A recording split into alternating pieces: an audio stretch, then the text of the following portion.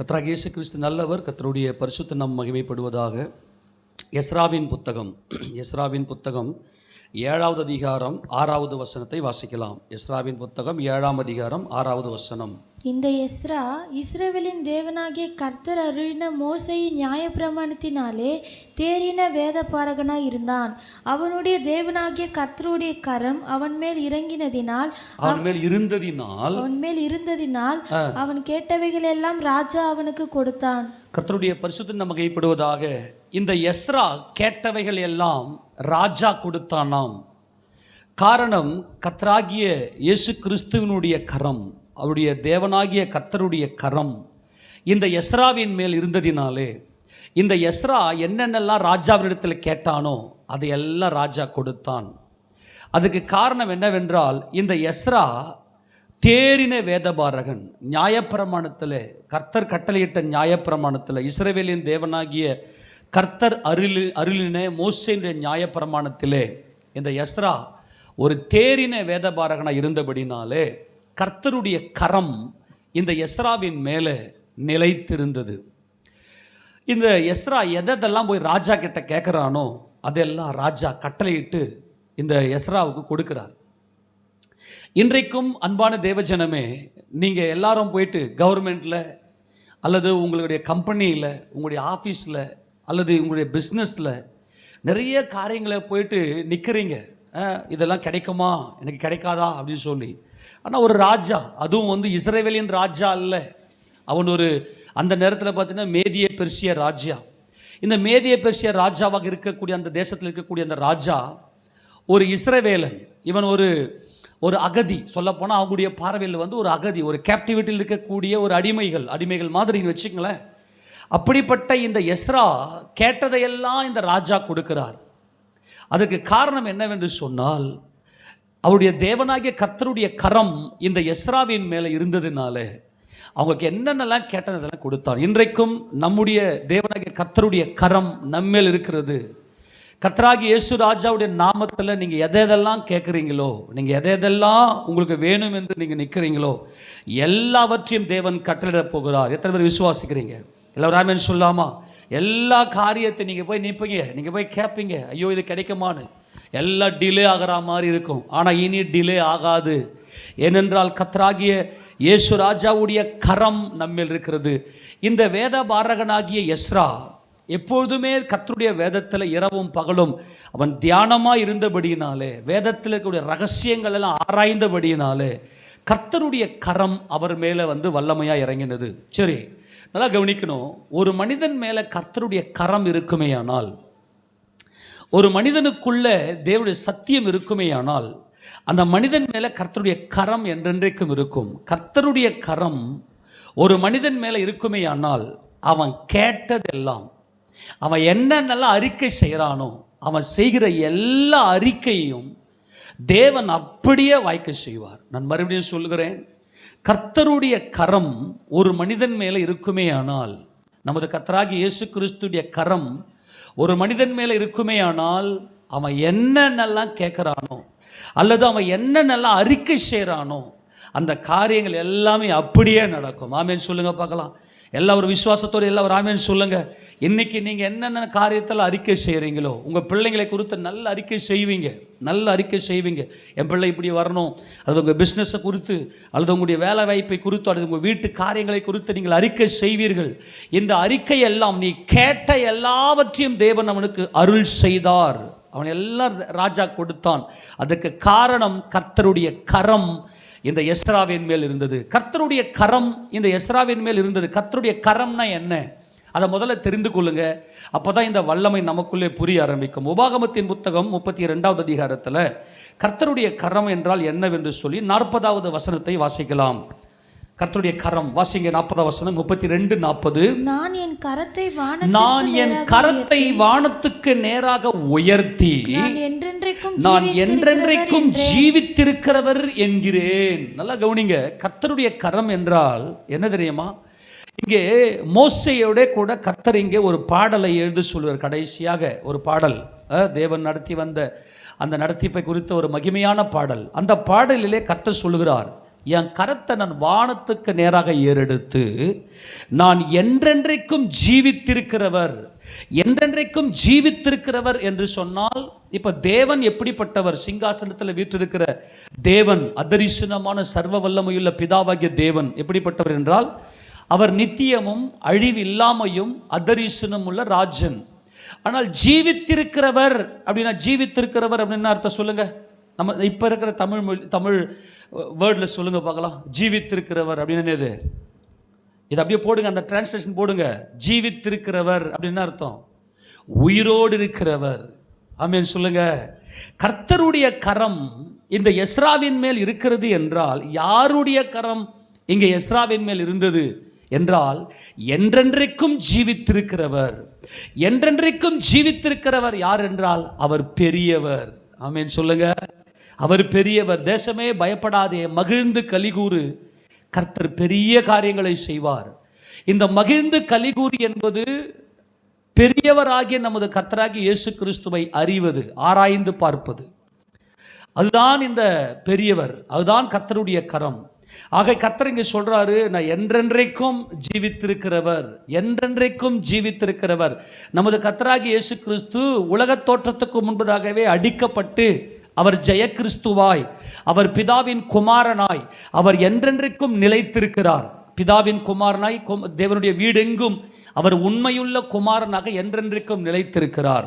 அப்படியானால் கர்த்தருடைய கரம் என்று சொல்லுவது நமது கர்த்தராகிய இயேசு கிறிஸ்துவினுடைய கரம்.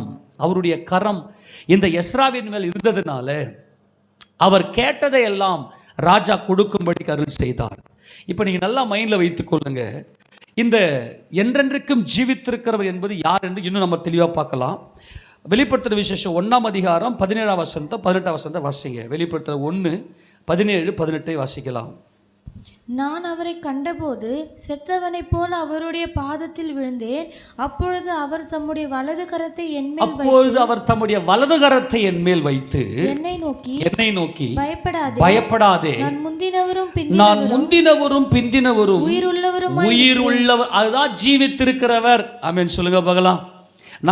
அவர் தமது கரத்தை வானத்துக்கு நேராக ஏறெடுத்து, நான் வானத்துக்குரியவர், நான் வானவர், நான் என்றென்றைக்கும் நிலைத்திருக்கிற, என்றென்றைக்கும் ஜெயங்கொண்டிருக்கிற, என்றென்றைக்கும் தேவனுடைய ராஜ்யத்துக்கு ராஜாதி ராஜாவாக இருக்கிற கர்த்தர் நான் என்று சொல்லி இங்கே கர்த்தர் சொல்லுகிறார். அதுதான் மோசேயின் பாடலிலே அவர் தம்முடைய கரத்தை வானத்துக்கு நேராக ஏறெடுத்து என்றால், நான் வானவர், நான் வானத்துக்குரியவர், நான் என்றென்றைக்கும் தேவனுடைய குமாரனாய் இருக்கிறவர், நான் ஆவியாய் இருக்கிற கர்த்தர், நான் ஜெயங்கொண்டவர், நான் ஜெய கிறிஸ்து இயேசு. ஆகிய கர்த்தர் சொல்லுகிறார், பயப்படாதே, நான் முந்தினவரும் பிந்தினவரும் உயிருள்ளவருமாய் இருக்கிறேன். கர்த்தருடைய கரம் உன் மேலே இருந்துச்சுன்னா நீ எதுக்குமே பயப்பட மாட்டேன். ஆமீன் சொல்லுங்க பார்க்கலாம். கர்த்தருடைய கரம் உங்கள் மேல் இருக்குமே ஆனால் நீங்கள் கேட்டதையெல்லாம் கர்த்தர் கொடுப்பதற்கு அவர் தயவுள்ளவராக இருக்கிறார், அவர் இரக்கமுள்ள கர்த்தராக இருக்கிறார். ஆக கர்த்தருக்கு சொல்லுகிறார், பயப்படாதே என் மகனே, என் மகளே, நான் முந்தினவரும் பிந்தினவரும் உயிர் உள்ளவருமாய் இருக்கிறேன், நான் என்றென்றைக்கும் ஜீவித்திருக்கிறவர், நான் உனக்காக எல்லாத்தையும் ஜெயித்திருக்கிறேன். இது அர்த்தம் என்ன? உனக்காக நான் எல்லாவற்றையும் ஜெயித்திருக்கிறேன், என் நாமத்தில் நீ எதை கேட்டதை உனக்கு நான் தருவேன். இதுதான் எஸ்ராவின் தேவன்.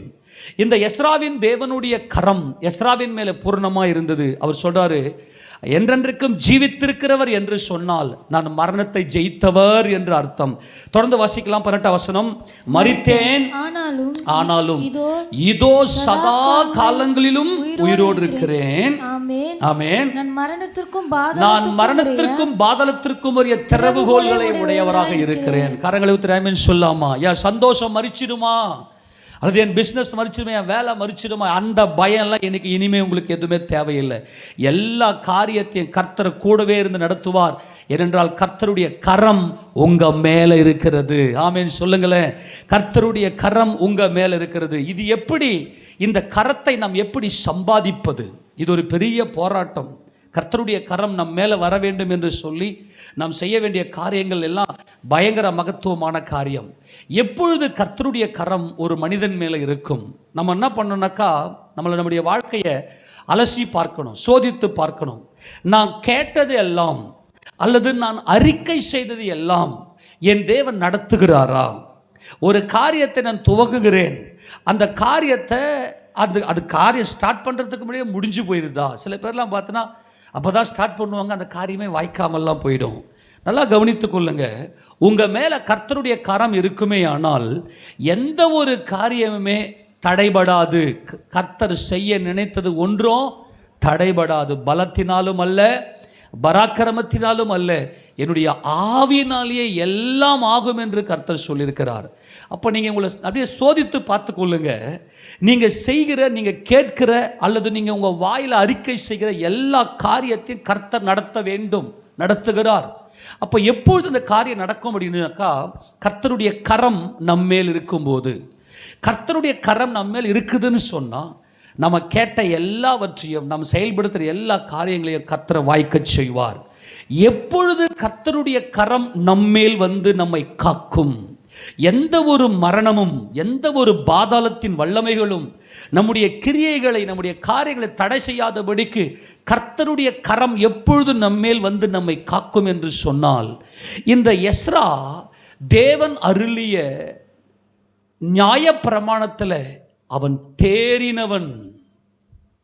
கவனிக்கணும், இந்த எஸ்ராவுக்குள்ள என்ன ஒரு ரகசியம் அப்படின்னா, இது பயங்கர ஒரு ஆச்சரியமான ஒரு காரியம். எஸ்ரா, எஸ்ரா என்று சொன்னால் ஹெல்ப் என்று அர்த்தம். ஹெல்ப் சொல்லப்போனால் யெகோவா, யெகோவா என்னுடைய ஹெல்ப். எசர், எசர் என்று சொன்னால் என்ன அர்த்தம்னா துணை, துணை என்று அர்த்தம், துணை. இந்த எஸ்ராவுக்குள்ள எப்படிப்பட்ட ஒரு தாகம் இருந்தது என்றால், நான் என் மணவாளனாகி என் இயேசு கிறிஸ்துவினுடைய துணை, அவருடைய மனைவி, நான் என் கர்த்தராகி இயேசு கிறிஸ்துவினுடைய மனைவி. இப்போ ஆதாமை தேவன் சிருஷ்டித்தார். என்னுடைய கணிப்பின்படி, நான் கர்த்தருடைய பரிசுத்த நாமத்துக்கு மகிமை உண்டாவதாக தேவன் கொடுத்த பலத்தின்படி நான் வேதத்தை ஆராய்ந்து பார்த்ததில், ஆதாமை தேவன் உருவாக்கின பிற்பாடு எப்படியும் பார்த்தா ஒரு சில 1000 வருஷங்கள் மட்டுமே ஆதாம், அது லட்ச வருஷங்களாக கூட இருக்கலாம், ஆயிரங்கள் சொல்லும்போது லட்சங்களும் உள்ள அடங்கிடும், அல்லது ஒரு சில லட்சங்கள் வருஷம் ஆதாம் மட்டும் தனிமையாக இயேசுராஜாவோடு இருந்திருக்கிறார். நான் சொல்கிறது கவனிங்க. அப்போனா சில பேர் சொல்லுவாங்க, ஆண்டவர் 6 நாளில் உலகத்தை சிருஷ்டிச்சாரு. நம்ம நினைக்கிற மாதிரி இன்றைக்கி 24 ஹவர்ஸ் அல்ல, அதில் நிறைய ரகசியங்கள் இருக்கிறது. அப்போ என்னுடைய கணிப்பின்படி பார்த்தீங்கன்னா, ஆதாம் மட்டுமே பார்த்தீங்கன்னா பல வருஷங்களாக, பல 1000 வருஷங்களாக அவர் இயேசுராஜாவோடு ஏதேனிலே அவர் உலா வந்திருக்கிறார். அப்போ ஆண்டவர் பார்க்குறாரு, இந்த மனுஷன் தனிமையாக இருப்பது நல்லதல்ல, அவனுக்கு ஏற்ற துணை, இந்த ஏற்ற துணை இருக்குது பாருங்க, அந்த இடத்துல துணை என்ற இடத்துல அந்த மனைவியை மைண்டில் வச்சு சொல்கிறார். அது அந்த இடத்துல ஏசர் என்ற அந்த பொருள் படும் அங்கே, ஏசர். அந்த வசனத்தை வாசிக்க பார்க்கலாம். இந்த எஸ்ரா எப்படிப்பட்டவர் என்பதை நம்ம பார்க்க வேண்டும் அன்பானவர்களே. அதில் 2ஆம் அதிகாரத்தில், ஆதிகாம புத்தகம் 2ஆம் அதிகாரத்தில் 19 வசனத்தை வாசிக்க பார்க்கலாம். தேவனாகிய கர்த்தர் 18 பின்பு தேவனாகிய கர்த்தர் மனுஷன் தனிமையா இருப்பது நல்லதல்ல, ஏற்ற துணையை அவனுக்கு உண்டாக்குவேன் என்கின்ற இந்த பதத்துக்கு அந்த துணை இருக்கு இல்லையா, அதுதான் ஏசர். அந்த ஏசர் என்ற ரூட் வேர்ட்லேருந்து வந்தது தான் பார்த்தீங்கன்னா எஸ்ரா. அப்படின்னா என்ன அர்த்தம்னா, ஒரு கணவன் தன் மனைவிக்காக கிரயம் செலுத்த வேண்டும். நல்லா கவனிக்கணும். இந்த எஸ்ரா என்று சொன்னால் ஹெல்ப், ஹெல்ப், துணை. யாருக்கு துணை? எனக்காக தம் ஜீவனையே கொடுத்து, எனக்காக கிரயத்தை கொடுத்த, உலக தோற்றத்துக்கு முன்பதாகவே அடிக்கப்பட்டு மரித்து அடக்கம் பண்ணப்பட்டு, அவருடைய பரிசுத்தம், அவருடைய பரிசுத்த வாழ்க்கை, அவருடைய பாடுகள், அவருடைய மரணம், அவருடைய அடக்கம் பண்ணப்படுதல், அவருடைய உயிர்த்தெழுதல், அவருடைய பரமேறுதல், அவருடைய வருகை என்கின்ற இந்த 7 பரிபூர்ணத்தையும் தன்னகத்தை கொண்டவர் தான் இந்த எஸ்ரா. எஸ்ரா என்று சொன்னால், என் புருஷனாகிய இயேசு கிறிஸ்துவுக்கு நான் ஏற்ற துணை, என் புருஷன் என் தலையாக இருக்கிறார், என் புருஷனுடைய சித்தத்தை செய்வதற்காகவே நான் சிருஷ்டிக்கப்பட்டேன், அவருடைய மரணத்துக்குள்ளாக நான் சிருஷ்டிக்கப்பட்டேன் என்கின்ற இந்த அனுபவத்தை உடையவர் தான் இந்த எஸ்ரா. இந்த எஸ்ரா எப்படிப்பட்டவர் என்றால், தேவன் அருளின நியாய பிரமாணத்தில் அவர் தேறின வேத பாரகனாய் இருந்தார். நல்லா கவனிக்கணும் அன்பானவர்களே. இந்த தேறின வேதபாரகன் என்பது அந்த இடத்துல வசனம் சொல்லப்பட்டிருக்கிறது. நல்லா கவனிங்க. அப்படியே பரிசுத்த ஆவியானவர் நல்ல லைனில் கொண்டு வரார். இந்த எஸ்ரா என்பவன் தேறின வேதபாரகன் இருந்தபடியினாலே, கர்த்தருடைய கரம் அவன் மேல் இருந்தபடியினாலே அவன் கேட்டவைகள் எல்லாம் ராஜா கொடுத்தான். இன்றைக்கு நாம் கேட்ட எல்லாவற்றையும் கர்த்தர் வாய்க்க செய்ய போகிறார். கர்த்தருடைய பரிசுத்த நாமம் மகிமைப்படுவதாக. அதுக்கு காரணம் நம்முடைய கர்த்தராகிய இயேசு கிறிஸ்து, நம்முடைய மணவாளன், நம்முடைய புருஷன், நம்மை சிருஷ்டித்த, அவருடைய மரணத்துக்குள்ளாக நாம் எல்லாவற்றையும் சிருஷ்டிக்கப்பட்டிருக்கிறோம். நம்மை சிருஷ்டித்த நமது கர்த்தராகிய இயேசு கிறிஸ்துவை அறிகிற அந்த அறிவின் மேன்மையினாலே எல்லாவற்றையும் நாம் பெற்றுக்கொள்ளுகிறோம். ஆக இந்த எஸ்ரா என்ன செய்தார் என்றால், கர்த்தர் மேலே ஒரு அன்பு, கர்த்தர் மேலே, கர்த்தருடைய பிரசன்னத்தின் மேலே, அவருடைய நியாய பிரமாணத்தின் மேலே ஒரு தாகம், அவருடைய வார்த்தையின் மேலே ஒரு தவிப்பு, அவருடைய வசனத்தின் மேலே ஒரு ஈர்ப்பு, அவருடைய வசனமே இரவும் பகலும் அவர் தியானிக்க கூடியவராக. ஒரே ஒரு காரியம் சொல்லுகிறேன், இந்த எஸ்ராவுடைய அனுபவம் எப்படி இருந்துச்சுன்னா, உபவாசத்தோடு வேதத்தை வாசித்தார். எஸ்ராவுடைய அனுபவம் என்னன்னா, அவருடைய அனுபவம் என்னன்னா உபவாசம். அவர் புசிப்பும் குடிப்பும் இல்லாமல் அவர் தேவ சமூகத்தில் அதிகமாய் கர்த்தருடைய வார்த்தைக்காக அவர் காத்திருக்கிற ஒரு மனிதனாக. இன்றைக்கு நம்மில் அநேகம் பேர் உபவாசிக்கிறோம். எதுக்காக உபவாசிக்கிறோம்? சண்டைக்கும் அல்லது பிரச்சனைக்கு நோய் பட்டிருக்கிற ஆண்டவரே என் நோய் சுகமாகணும், அல்லது எதிர் வீட்டில் பிரச்சனை, அந்த பிரச்சனை சுகமாகணும், அல்லது நான் நல்லா படிக்கணும், அல்லது என் பிஸ்னஸ் நல்லா ஆகணும். இப்படி அநேக காரியங்களுக்காக நோக்கம் நமக்கு ஒரு நோக்கம் இருக்குது உபவாசம் பண்ணுறதுக்கு. ஆனால் யார் அவருடைய மனைவி, யாருடைய கரம், கர்த்தருடைய கரம் யார் மேலே, கர்த்தருடைய கரம் யார் மேலே வந்து அமர்ந்து எல்லா காரியத்தையும் வாய்க்க செய்யும் அப்படின்னா, கர்த்தருடைய வேத பிரமாணத்தின் மேலே, அவருடைய வேதத்துக்காக, ஆண்டவரே உங்கள் வேத வசனம் என் ஜீவனாக இருக்கிறது, எனக்கு நீங்கள் புரிய வைங்க, நான் உம்முடைய வேத வசனத்தில் தேறினவனாக, நான் உம்முடைய வேத வசனத்தில் தேறினவனாக இருக்க வேண்டும் என்று சொல்லி அவருடைய வேத வசனத்துக்குள்ள மனமகிழ்ச்சினாலே பூரிப்பாகி வேத வசனத்துக்காக நான் இன்னைக்கு பைபிள் வாசிக்க போகிறேன். கர்த்தர் இன்றைக்கு வேதத்தில் இருக்கிற ரகசியங்களை எல்லாம் சொல்லிக் கொடுக்க போகிறார். இந்த வேதத்தில் இருக்கிற ரகசியங்களை எல்லாம் பார்க்கும்படிக்கு கர்த்தர் என் கண்களை திறக்க போகிறார் என்று உபவாசத்தோட, கர்த்தருடைய கரம் எப்பொழுது ஒரு மனிதன் மேலே வந்து அமரும் என்றால், இந்த வேதத்தில் இருக்கிற ரகசியங்கள் எல்லாம் பார்க்கும்படிக்கு என் கண்களை திறந்தருளும் என்று சொல்லி உபவாசத்தோட தேவ சமூகத்தில் உட்கார்ந்து ஆராய்ந்து பார்க்கிற, வேதத்தை ஆராய்ந்து பார்க்கிற அனுபவம் தான் இந்த எஸ்ராவின் அனுபவம். அதனால் தான் எஸ்ரா என்ன செய்தார் என்றால், எப்படிப்பட்டவராக இருந்தார் என்றால், அவர் தேறினவர். தேறினவர் என்றால் கிறிஸ்து இயேசுவை பூரணமாய் அறிந்தவர். அதுதான் கொலோசியர் 1:28 வசனத்தில் அப்போஸ்தலனாகிய பவுல் சொல்லுகிறார். இதுதான் ஒரு கர்த்தராக இயேசு கிறிஸ்துவை தன் சொந்த இரட்சகராக ஏற்றுக்கொண்டவருடைய அனுபவம் இதுதான். வாசிங்க அதை, கொலோசியர் 1:28. எந்த மனுஷனையும் கிறிஸ்து இயேசுவுக்குள் தேறினவனாக, இந்த தேறினவன் தான் இந்த எஸ்ரா. அது கிறிஸ்து இயேசுவுக்குள், கிறிஸ்துவை பூரணமாய் அறிந்தவர் தான் எஸ்ரா. என்னால் கிறிஸ்து இல்லாமல் நமக்கு ஜீவன் இல்லை. கிறிஸ்து எல்லா காலத்திலும், பரிசுத்த ஆவியானவரும் கிறிஸ்து இயேசுவும் எல்லா காலத்திலும் மனுபுத்திரரோடு அசைவாடுகிற ஒரு அன்பின் தேவன் அவர், அன்பின் கர்த்தர் அவர். அவருடைய அன்புக்காய் நான் கர்த்தரை ஸ்தோத்திரிக்கிறேன். ஆக எந்த மனுஷனையும் கிறிஸ்து இயேசுவுக்குள்ளாக தேறினவனாக நிறுத்தும்படிக்கு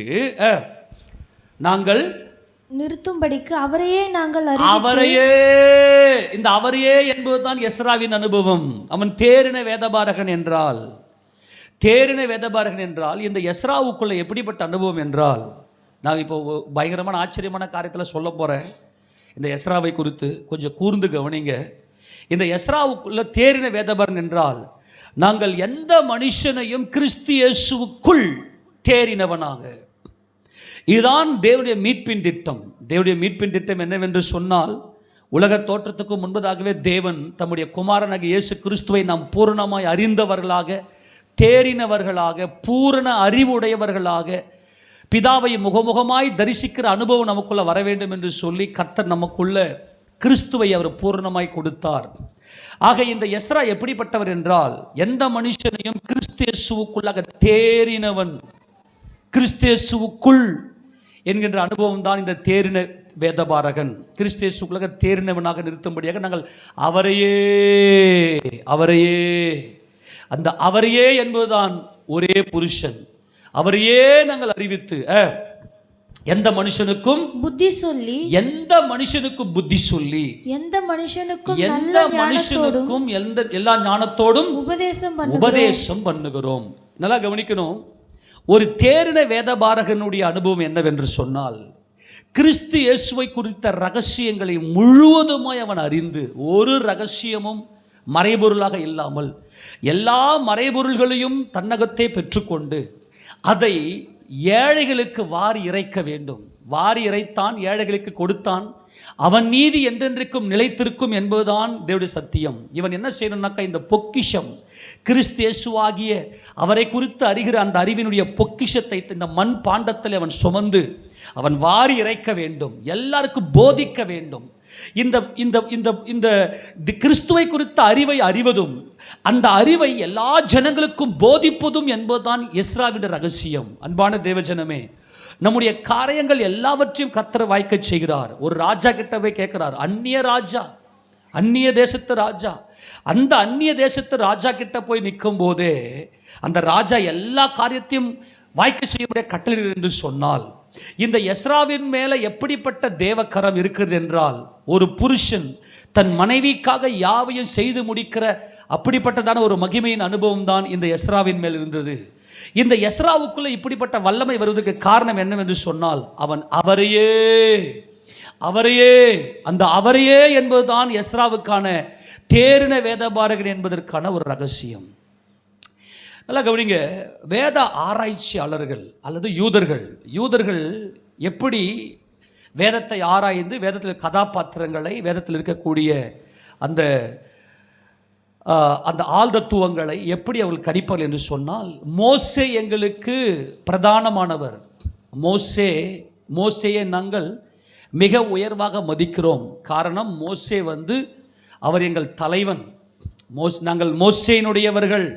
கர்த்தராகிய இயேசுராஜா கிட்ட அவங்க வாக்குவாதம் பண்ணும்போது, நாங்கள் மோசேயினுடையவர்கள் அப்படின்னு சொல்லி ஆண்டவர்கிட்டே பேசுகிறாங்க. அந்த அளவுக்கு மோசே அவர்கள் மிக உயர்வாக மதிக்கக்கூடியவர்கள். அவர்தான் இந்த தோராவை முகமுகமாய் தேவனிடத்திலிருந்து பெற்றவர், நேரடியாய் பெற்றவர். தோரா என்பது, நியாயப்பிரமாணம் என்பது தேவனுடைய நீதியின் சட்டம், தேவனுடைய நீதி அது. ஆக இந்த மோசே எங்களுடைய தலைவன். ஆனால் எங்களுக்கு தோராவை பெற்று கொடுத்தவர், நேரடியாய் டிக்டேட் பண்ணி தேவனிடத்திலிருந்து வாங்கி எங்களுக்கு கொடுத்தவர் எங்கள் தலைவனாகிய மோசே. ஆனால் இந்த தோராவின் படி வாழ்ந்தவன், இந்த தோராவை பிராக்டிக்கல்ல, இந்த தோராவின்படி வாழ்ந்து காட்டின மிக உயர்ந்த ஒரு பாத்திரம், ஒரு கதாபாத்திரம், மிக உயர்ந்த ஒரு உன்னத பாத்திரம் இருக்குமே ஆனால் அது யார் என்று சொன்னால் எஸ்ரா. எஸ்ராவுக்கு ஈக்குவல் யாருமே கிடையாது. ஆக யூத அறிஞர்கள் சொல்லுகிறார்கள், எஸ்ராவுக்கு ஈக்குவல், எஸ்ராவை போல இந்த தோராவில், இந்த வேத பிரமாணத்தில் வாழ்ந்து காட்டினது யாருமே கிடையாது. அந்த அளவுக்கு இந்த எஸ்ரா தன்னுடைய இருதயத்தில் இந்த வேத பிரமாணங்களை உள்ளான மனுஷனில் ஒரு பெரிய விடுதலையும் ஒரு பெரிய உன்னதத்தையும் அனுபவித்தவர் யார் என்றால் இந்த எஸ்ரா என்று சொல்லுகிறார்கள். அதனால்தான் கர்த்தருடைய வேதம் சொல்லுகிறது, தேவனாகிய கர்த்தருடைய கரம் இந்த எஸ்ராவின் மேல் இருந்தது. இந்த எஸ்ரா பெரிய காரியங்களை செய்தார், பெரிய காரியங்களை செய்தார். பெரிய காரியம் கேட்டதெல்லாம் நடக்குது. அன்பான தேவஜனமே, இந்த எஸ்ராவுக்குள்ள எப்படிப்பட்ட ஒரு அனுபவம் என்றால், எந்த மனுஷனையும் கிறிஸ்து இயேசுவுக்குள்ளாக தேறினவனாக நிறுத்தும்படிக்கு இன்றைக்கு பெந்தகோஸ்தேவின் அனுபவம், பெந்தகோஸ்தே அனுபவத்தில் தான் எந்த மனுஷனையும் கிறிஸ்து இயேசுவுக்குள்ளாக தேறின நிறுத்தும்படி அந்த சாயலை பெற்றவர் தான் இந்த எஸ்ரா. இப்போ எடுத்து வாசிங்க பார்க்கலாம். இந்த எஸ்ராவின் புத்தகத்தில் எஸ்ராவை குறித்து இன்னும் மேலதிகமான தகவல்களை பரிசுத்த ஆவியானவர் சொல்லுகிறார். அதை வாசிங்க பார்க்கலாம். எஸ்ராவின் புத்தகத்தில் அதே 7ஆம் அதிகாரத்தில் தொடர்ந்து வாசிப்பாகலாம்.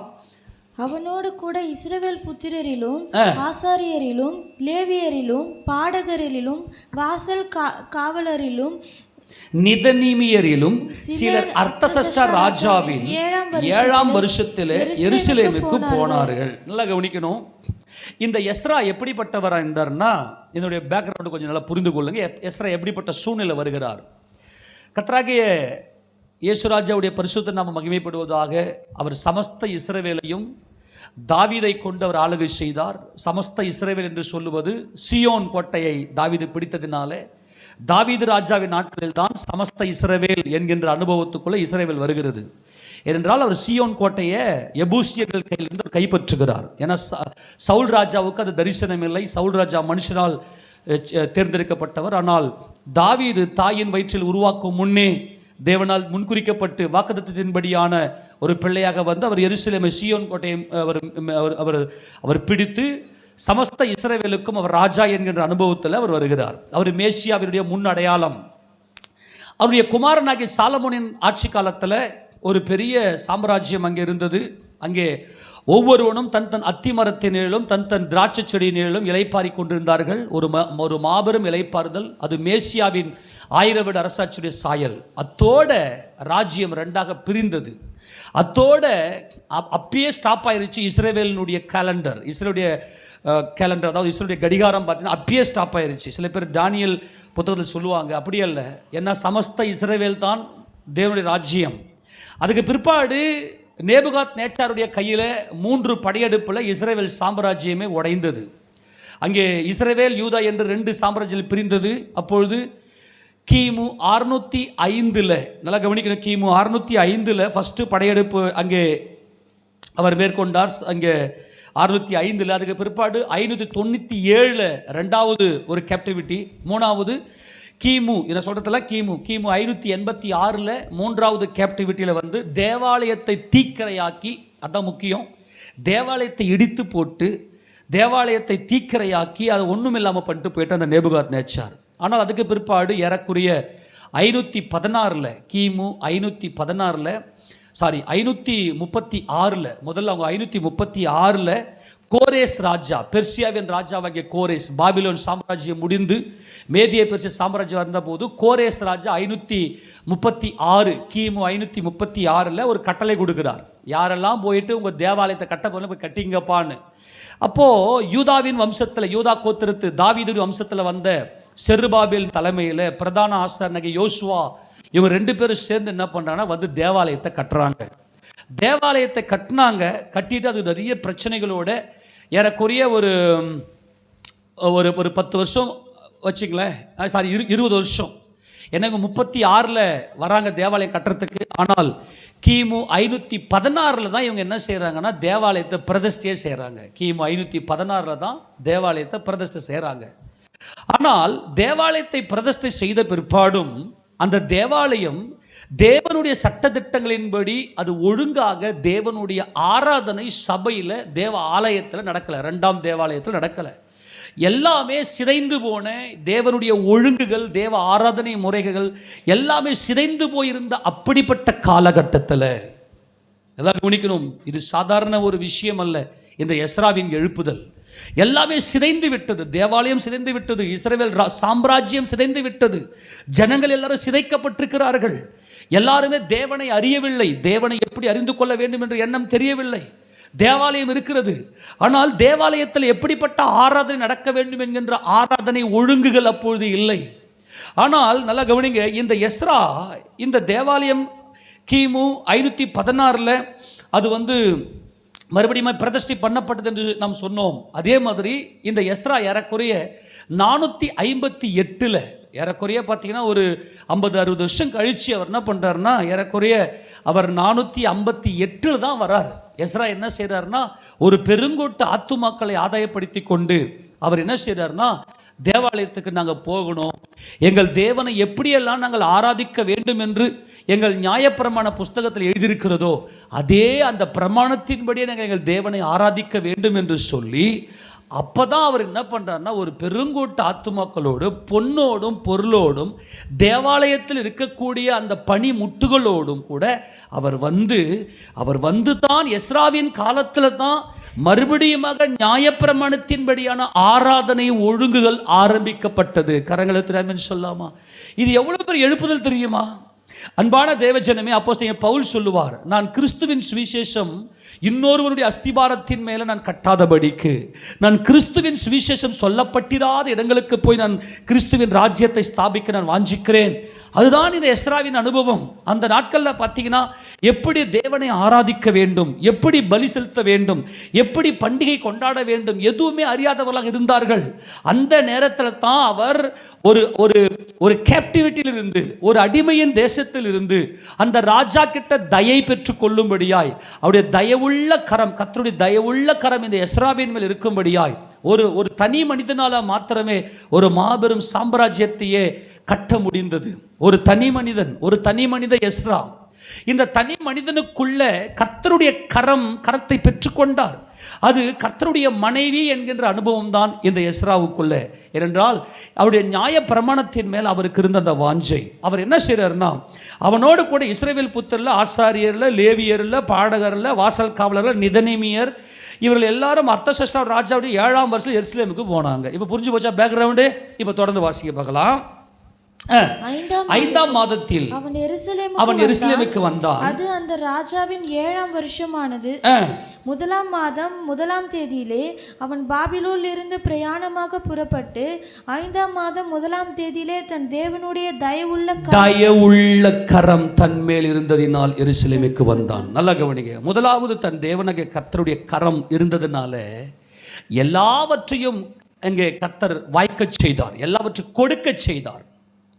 எல்லாரும் சொல்லுங்க பார்க்கலாம். முதல்ல தேவனாகிய கர்த்தருடைய கரம் உன் மேல இருந்துச்சுன்னா எல்லாவற்றையும் தேவன் கொடுக்க செய்வார். ஆமென் சொல்லுங்க பார்க்கலாம். எல்லாவற்றையும் தேவன் கொடுக்க செய்வார். ரெண்டாவது, கர்த்தருடைய தயவுள்ள கரம். ரெண்டாவது புரிந்து கொள்ளுங்க, கர்த்தருடைய தயவுள்ள கரம் உங்க மேல் இருக்குமே ஆனால் எல்லா விதமான காரியங்களையும் வாய்க்க செய்வார். நீங்க கேட்டதெல்லாம் கொடுப்பது நம்முடைய தேவனாகிய கர்த்தருடைய கரம். அவருடைய தயவுள்ள கரம் இருக்குமே ஆனால் உங்களுடைய காரியங்கள் எல்லாம் வாய்க்கும். கரங்களை உயர்த்தி எல்லாம் ஒரு ஆமென் சொல்லுங்க பார்க்கலாம். தன் தேவனுடைய தயவுள்ள கரம் தன் மேல் இருந்ததினால் அவன் எருசலேமுக்கு வந்தான்.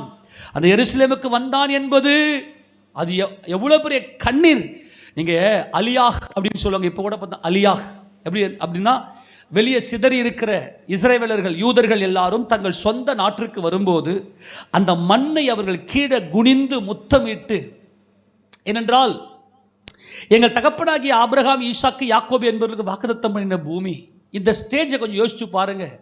அவன் எருசலேமுக்கு வந்தான் என்பது அவன் சிறையிருப்பு திரும்பினது.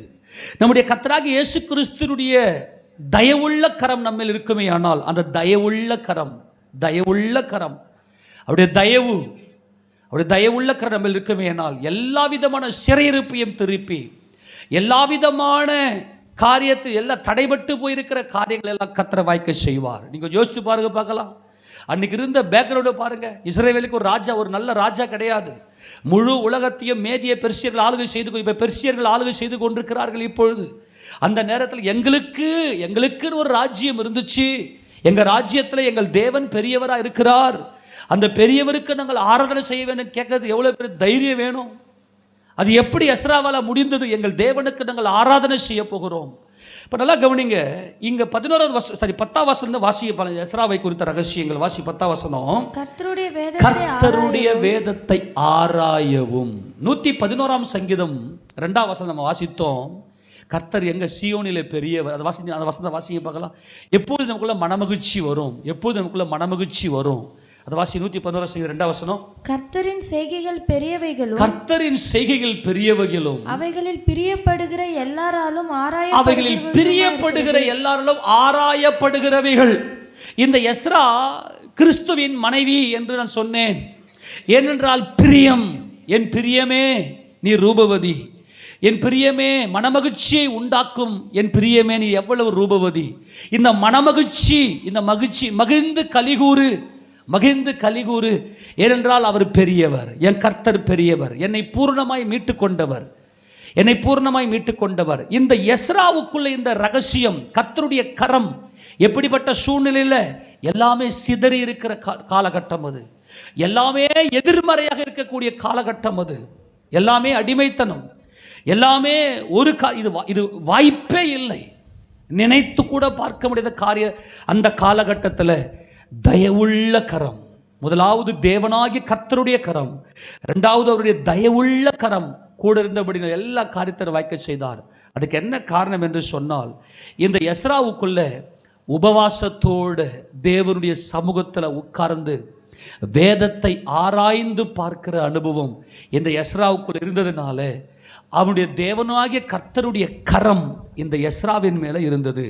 கர்த்தருடைய கற்பனைகளின் கர்த்தருடைய வேதத்தை ஆராயவும் அதின்படி செய்யவும். இதான் சொல்றாங்க. மோசே நியாயப்பிரமாணத்தை தேவனிடத்திலிருந்து எங்களுக்கு பெற்று கொடுத்தார், வேற யாரும் பெற்றுக் கொடுக்கல. தேவனுக்கும் எங்களுக்கும் ஒரு பெரிய உடன்படிக்கை பெற்றுக் கொடுத்தார். கர்த்தருக்கு ஸ்தோத்திரம். மோசே எங்கள் தலைவன். ஆனால் இந்த நியாயப்பிரமாணத்தின்படி செய்ய என்கின்ற இந்த அனுபவம், நியாயப்பிரமாணத்தின்படி செய்ய என்கின்ற அந்த ஒரு ஜீவியம் எஸ்ராவை தவிர வேற யாருமே இல்லை. ஆக எஸ்ராவை டாப்பில் தூக்கி நிறுத்திட்டாங்க. யூத அறிஞர்கள் எஸ்ராவை டாப்பில் தூக்கி நிறுத்திட்டாங்க. அவங்களே சொல்கிறாங்க, அறிக்கை பண்ணுறாங்க. ஏனென்றால் இது நியாயப்பிரமாணம் என்பது கிறிஸ்து. நியாயப்பிரமாணம் என் புருஷன் என் தலை என்கின்ற அனுபவத்தில் இருக்கிறவங்க தான் புருஷன் சொல்கிறத அப்படியே செய்வாங்க. அப்போ தேசமே பயப்படாதே மகிழ்ந்து கலிகூறு என்கின்ற அனுபவம் தான் இந்த எஸ்ரா. இந்த எஸ்ரா மனைவி, அதான் ஏதேனில் பார்த்துட்டு நம்ம நல்லா கவனிங்க, ஏற்ற துணை. இந்த எஸ்ரா தான் ஏற்ற துணை. ஆக யூத இந்த பரிசுத்தவான்களில், யூத நீதிமான்களில் எஸ்ராவை தான் முதல்ல டாப் மோஸ்ட் தூக்கி நிறுத்துறாங்க. இந்த நியாயப்பிரமாணத்தின்படி செய்யவும் என்பது பயங்கரம். அதுக்கு காரணம் என்னவென்றால், இந்த எஸ்ரா அவர் அவர் அவர் அவர் சாப்பிட மாட்டார். பைபிள் எடுத்து வாசிக்கிறாரு அப்படின்னா, பைபிள் எடுத்து வாசிக்கிறாருன்னா அவர் வயிறு காலியாக தான் இருக்கும். அவர் பைபிள் எடுத்து கையில் ஓப்பன் பண்ணுறாரு அப்படின்னா அவருடைய வயிற்றில் எந்த ஆகாரமும் இருக்காது. ஒரே ஒரு ரகசியத்தை புரிந்து கொள்ளுங்கள். இதுதான் கர்த்தருடைய கரம் ஒரு மனுஷன் மேலே இருக்குதுன்னா எல்லா காரியத்தையும் வாய்க்க செஞ்சிருவாருங்க. ஏன்னா அவர் புருஷன் ஜெய கிறிஸ்து. ஆக இந்த எஸ்ரா அதின்படி செய்ய என்பது, ஒவ்வொரு மனைவிக்கும் புருஷன் தலையாக இருக்கிறான். மனைவியானவள் எல்லா நேரத்திலும் புருஷனுக்கு கீழ்ப்படியணும். அந்த பிரமாணத்தின்படியே இந்த எஸ்ரா அந்த கர்த்தருடைய வேதத்தை ஆராய்ந்து பார்க்கும். கர்த்தாவே, உம்முடைய வேதத்துள்ள அதிசயங்களை பார்க்கும்படிய என் கண்களை திறந்தருளும், மனக்கண்களை திறந்தருளு. 119 சங்கீதத்தில் வாசிக்கிறோம் இல்லையா? 119 சங்கீதத்தில் வாசிக்கிறோம் 18 வசனத்தில், உம்முடைய அதிசயங்களெல்லாம் நான் பார்க்க முடிய கண்களை திறந்தருளும். இந்த எஸ்ராவுக்காகவே ஒரு வசனம் இருக்கு. என்ன வசனம் அப்படின்னா, 119 சங்கீதம் 173வது வசனம். 173வது வசனத்தை வாசி பார்க்கலாம். நான் உம்முடைய கட்டளைகளை தெரிந்து கொண்டபடியால் சூஸ் பண்ணி, நான் பேரார்வம் கொண்டபடியினால், பிரியமா இருக்கிறபடியினால், உமது கரம் எனக்கு துணையாய் இருப்பதாக. உமது கரம் எனக்கு துணை. கரம், உம்முடைய கை, உம்முடைய கரம் எனக்கு துணை ஆண்டவரே.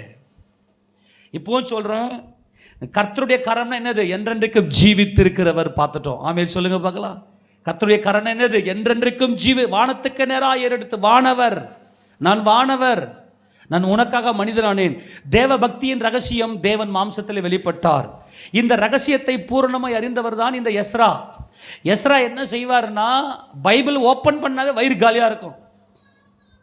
எஸ்ராவுக்கு அவர் எப்படி ஆராய்ந்தார் என்றால், உம்முடைய கட்டளைகளை தெரிந்து கொண்டபடியினால் என் தேவனே, உம்முடைய கரம் எனக்கு துணை என்பதுதான் மனைவி. நீங்கள் என் புருஷன் ஆண்டவரே. என் துணைனா என்னங்க? ஆதாம் தனிமையாக இருப்பது நல்லதல்ல, அவனுக்கு ஏற்ற துணையை உண்டாக்குவேன். ஆக இந்த எஸ்ரா கிறிஸ்துவுக்கு ஏற்ற துணை. அதனால தான் எஸ்ரா கேட்டதெல்லாம் நடந்துச்சு. நீ எப்பேற்பட்ட ராஜாவனா இருந்துக்க, நான் கேட்பேன், உன் மனம் எனக்கு ஆர்டர் கொடுக்கும். எந்த கலெக்டர்னா இரு, எந்த முதலமைச்சர்னா இரு, நீ எப்பேற்பட்ட பிஎம்னா யாருன்னா இருந்துக்க, எந்த அதிகாரம்னா வச்சுக்க, ஆனால் என் கர்த்தருடைய கரம் என் மேல் இருக்கிறது. அவர் எனக்கு துணை. அந்த துணைதான் கரம். அவருடைய பலத்த கரம் நம்மை மூடி மறைத்துக் கொள்ளும். ஆக இந்த எஸ்ரா எப்படிப்பட்டவர் என்றால், மனமகிழ்ச்சியை உண்டாக்குகிற என் பிரியமே. அவர் கிறிஸ்துவுக்குள்ளே எப்போதுமே சந்தோஷமா இருந்தார். எனக்காக என் கர்த்தர் இருக்கிறார். அவர் ஒருபோது துக்கமாக இருக்கவில்லை. இந்த துக்கம் என்பது சத்துருவால் கொண்டு வரப்பட்ட வீழ்ந்து போன அனுபவம். எப்போதுமே மனமகிழ்ச்சி என்பதுதான் இந்த மனைவி என்கின்ற அனுபவம். கர்த்தருடைய வேதத்தை ஆராயவும் அதன்படி செய்யவும் இஸ்ரவேலிலே கட்டளைகளையும் நீதி நியாயங்களையும் உபதேசிக்கவும். எந்த மனுஷனையும் கிறிஸ்து இயேசுக்குள்ளாக தேர்ந்து நிறுத்தும்படிக்கு நாங்கள் அவரையே அறிவித்து, எந்த மனுஷனுக்கு உபதேசம் பண்ணி, எந்த மனுஷனுக்கும் எல்லா ஞானத்தோடு நாங்கள் போதகம் பண்ணுகிறோம் என்று அப்போஸ்தலன் பவுல் சொன்னாரே, இது ஒரு பயங்கரமான மகிமைங்க. இது வாரி இறைத்தான் ஏழைகளுக்கு கொடுத்தான், அவன் நீதி என்றென்றைக்கும் நிலைத்திருக்கும். இந்த எஸ்ரா தனிப்பட்ட ரீதியில் தேவனுடைய ரகசியங்களை உள்ளே பெற்றுக்கொண்ட, மண்பாண்டத்தில் பெற்றுக்கொண்ட பொக்கிஷமாக, இருளிலிருந்து வெளிச்சத்தை பிரகாசிக்க சொன்ன தேவன் தமது இயேசு கிறிஸ்துவின் முகத்தில் உள்ள தமது மகிமையின் அறிவாகிய ஒளியை தோன்ற பண்ணும் பொருட்டு அவர் எங்கள் இருதயத்திலே பிரகாசித்தார். இந்த பொக்கிஷத்தை, இது எங்களால் உண்டானது என்று சொல்லக்கூடிய அளவுக்கு நாங்கள் ஒன்றுமில்லை. இந்த பொக்கிஷத்தை நாங்கள் மண் பாண்டங்களிலே பெற்றிருக்கிறோம். ஒரு தேவ பக்தியின் ரகசியம் என்னவென்று சொன்னால், நாதாபும் அபியும் போல ரன் மட்டும் இருக்கக்கூடாது, அல்ல ரிட்டன் இருக்க வேண்டும். தேவனத்தில் ரகசியத்தை பெற்றுக்கொண்டு அதை உபதேசிக்கிறான் பாருங்க, அவன் பூர்ண பரிசுத்தவான். அவன் பூர்ணமாக்கப்பட்டவன், அவன் பூர்ண பரிசுத்தவான். அவன் கிறிஸ்துவுக்கு மனைவி. இங்க பாருங்க, இதுதான் run and return. Run and return. கிறிஸ்து தேவனை முகமுகமாய் கண்டவர். தேவ சாயல்ல படைக்கப்பட்ட மனுஷனுக்கு பிதாவை வெளிப்படுத்தின மகிமையின் கர்த்தரவர். அல்லேலூயா. Run and return. Run and return தான் கிறிஸ்து. இந்த ரன் அண்ட் ரிட்டன் என்பது தான் ஓடு திரும்பு, ஓடு திரும்பு. நீங்க கேருபீன்கள், அந்த கேருபீன்கள் பக்கத்தில், கேருபீன்களுக்கு அந்த 4 சட்டைகள் எசேக்கியேல் கண்ட அந்த தரிசனத்தில், அது பக்கத்திலே சக்கரங்கள், இன்னொரு சக்கரத்துக்குள் சக்கரம் இருக்கிறது. ஆவி போக வேண்டும் என்ற இடத்துல எல்லாம் இந்த சக்கரங்கள் போடுது. இந்த சக்கரம் ஓடி திரும்பினது. இந்த ஓடி திரும்புதல் என்பதுதான் கிறிஸ்து இயேசு. அதுதான் கேருபீன்கள், அதுதான் சக்கரம், அதுதான் 360 டிகிரி. கிறிஸ்து இயேசு தான் எல்லாமே. ஆக இந்த ஓடு ரிட்டன் என்பது, அதாவது ரன் அண்ட் ரிட்டன் என்பது, ஓடி திரும்பு.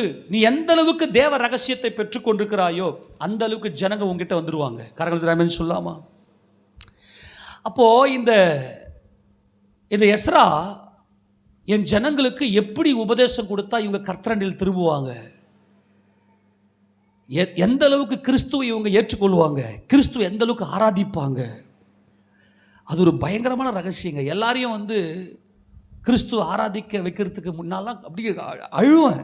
சில வேலைகளில் எனக்கு ஒரு மாதிரி ஆகிட்டு பச்சை பச்சையாக திட்டு விட வந்துடுவேன். நோக்கம் என்னவா இருக்குன்னா, முட்டி மோதி பார்ப்பேன். சிலதெல்லாம் ரொம்ப கடினமாக இருக்கும். அந்த ஒரு அதுக்கு என்ன தெரியுமா, அவங்க சூழ்நிலையை கரெக்டாக புரிஞ்சுக்கின்னு கரெக்டாக கர்த்தர் அந்த சூழ்நிலைக்கு ஏற்றாறு போல கர்த்தர் விடுதலை கொடுக்கக்கூடிய அவருடைய அன்பு, அவருடைய தயவுள்ள கரம், அவருடைய தயவுள்ள கரத்தை கரெக்டாக சொல்லி அவங்களை கர்த்தரண்டில் ஆராதிக்க வைக்கணும். அதுதான் ஒரு ஊழியக்காரனுடைய பிரதான வேலை.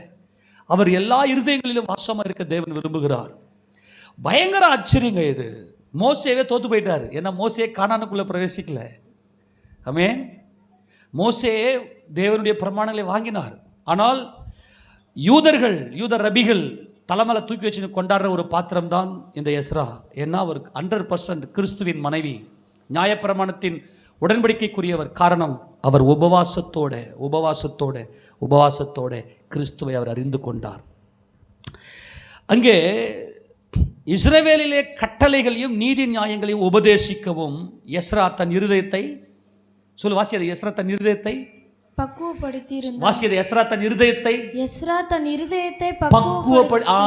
இந்த இருதயம் நல்லா கவனிங்க, ரொம்ப முக்கியமான வசனம். இந்த இருதயம் பக்குவப்படுத்துன்னா, இருதயத்தில் போய் வசனம் உட்காரணும்னா உன் வயிற்றுல சோறு உட்காரக்கூடாது, சாப்பாடு உட்காரக்கூடாது. இதுதான் மனைவி. மனுஷன் அப்பத்தினாலே மாத்திரமல்ல, சொல்லுங்க, தேவனுடைய வார்த்தை அப்படின்னா அப்பம் உள்ள போகக்கூடாது. அதுதான் கிறிஸ்துவின் மனைவி. ஆட்டுக்குட்டியாவுடைய மனைவி. ஆட்டுக்குட்டி யார் தெரியுமா? இவ நீ சாப்பிட்டனா கெர்ஜிப்ப சிங்கம், நீ சாப்பிட்றனா கெர்ஜிக்கிற சிங்கம் நீ. கவனிங்க, எஸ்ராவினுடைய ரகசியம் எஸ்ராவின் ரகசியம் என்னவென்று சொன்னால், மனுஷன் அப்பத்தினாலே மாத்திரமல்ல, தேவனுடைய வாயிலிருந்து புறப்படுகிற ஒவ்வொரு வார்த்தையினாலும் பிழைப்பான். அந்த ரகசியத்தை அவர் பெற்றுக்கொண்டு தன்னுடைய இருதயத்தில் கொண்டு போய் வசனத்தை, நியாயப்பிரமாணத்தை உள்ளடக்கமாய் உள்ள வைத்தவர் தான் இந்த எஸ்ரா. அவர் ஒரு நீதிமான். ஆக கர்த்தருடைய தயவுள்ள கரம் உன் மேலே இருக்குமேனால் அவர் ஊரடங்கும் நேரத்தில் உன் கரம் பிடிக்க வருவார். ஆமென் சொல்லுங்க பார்க்கலாம். நீ நினையாத நாழிகையிலே மனுஷகுமாரன் வருவார்.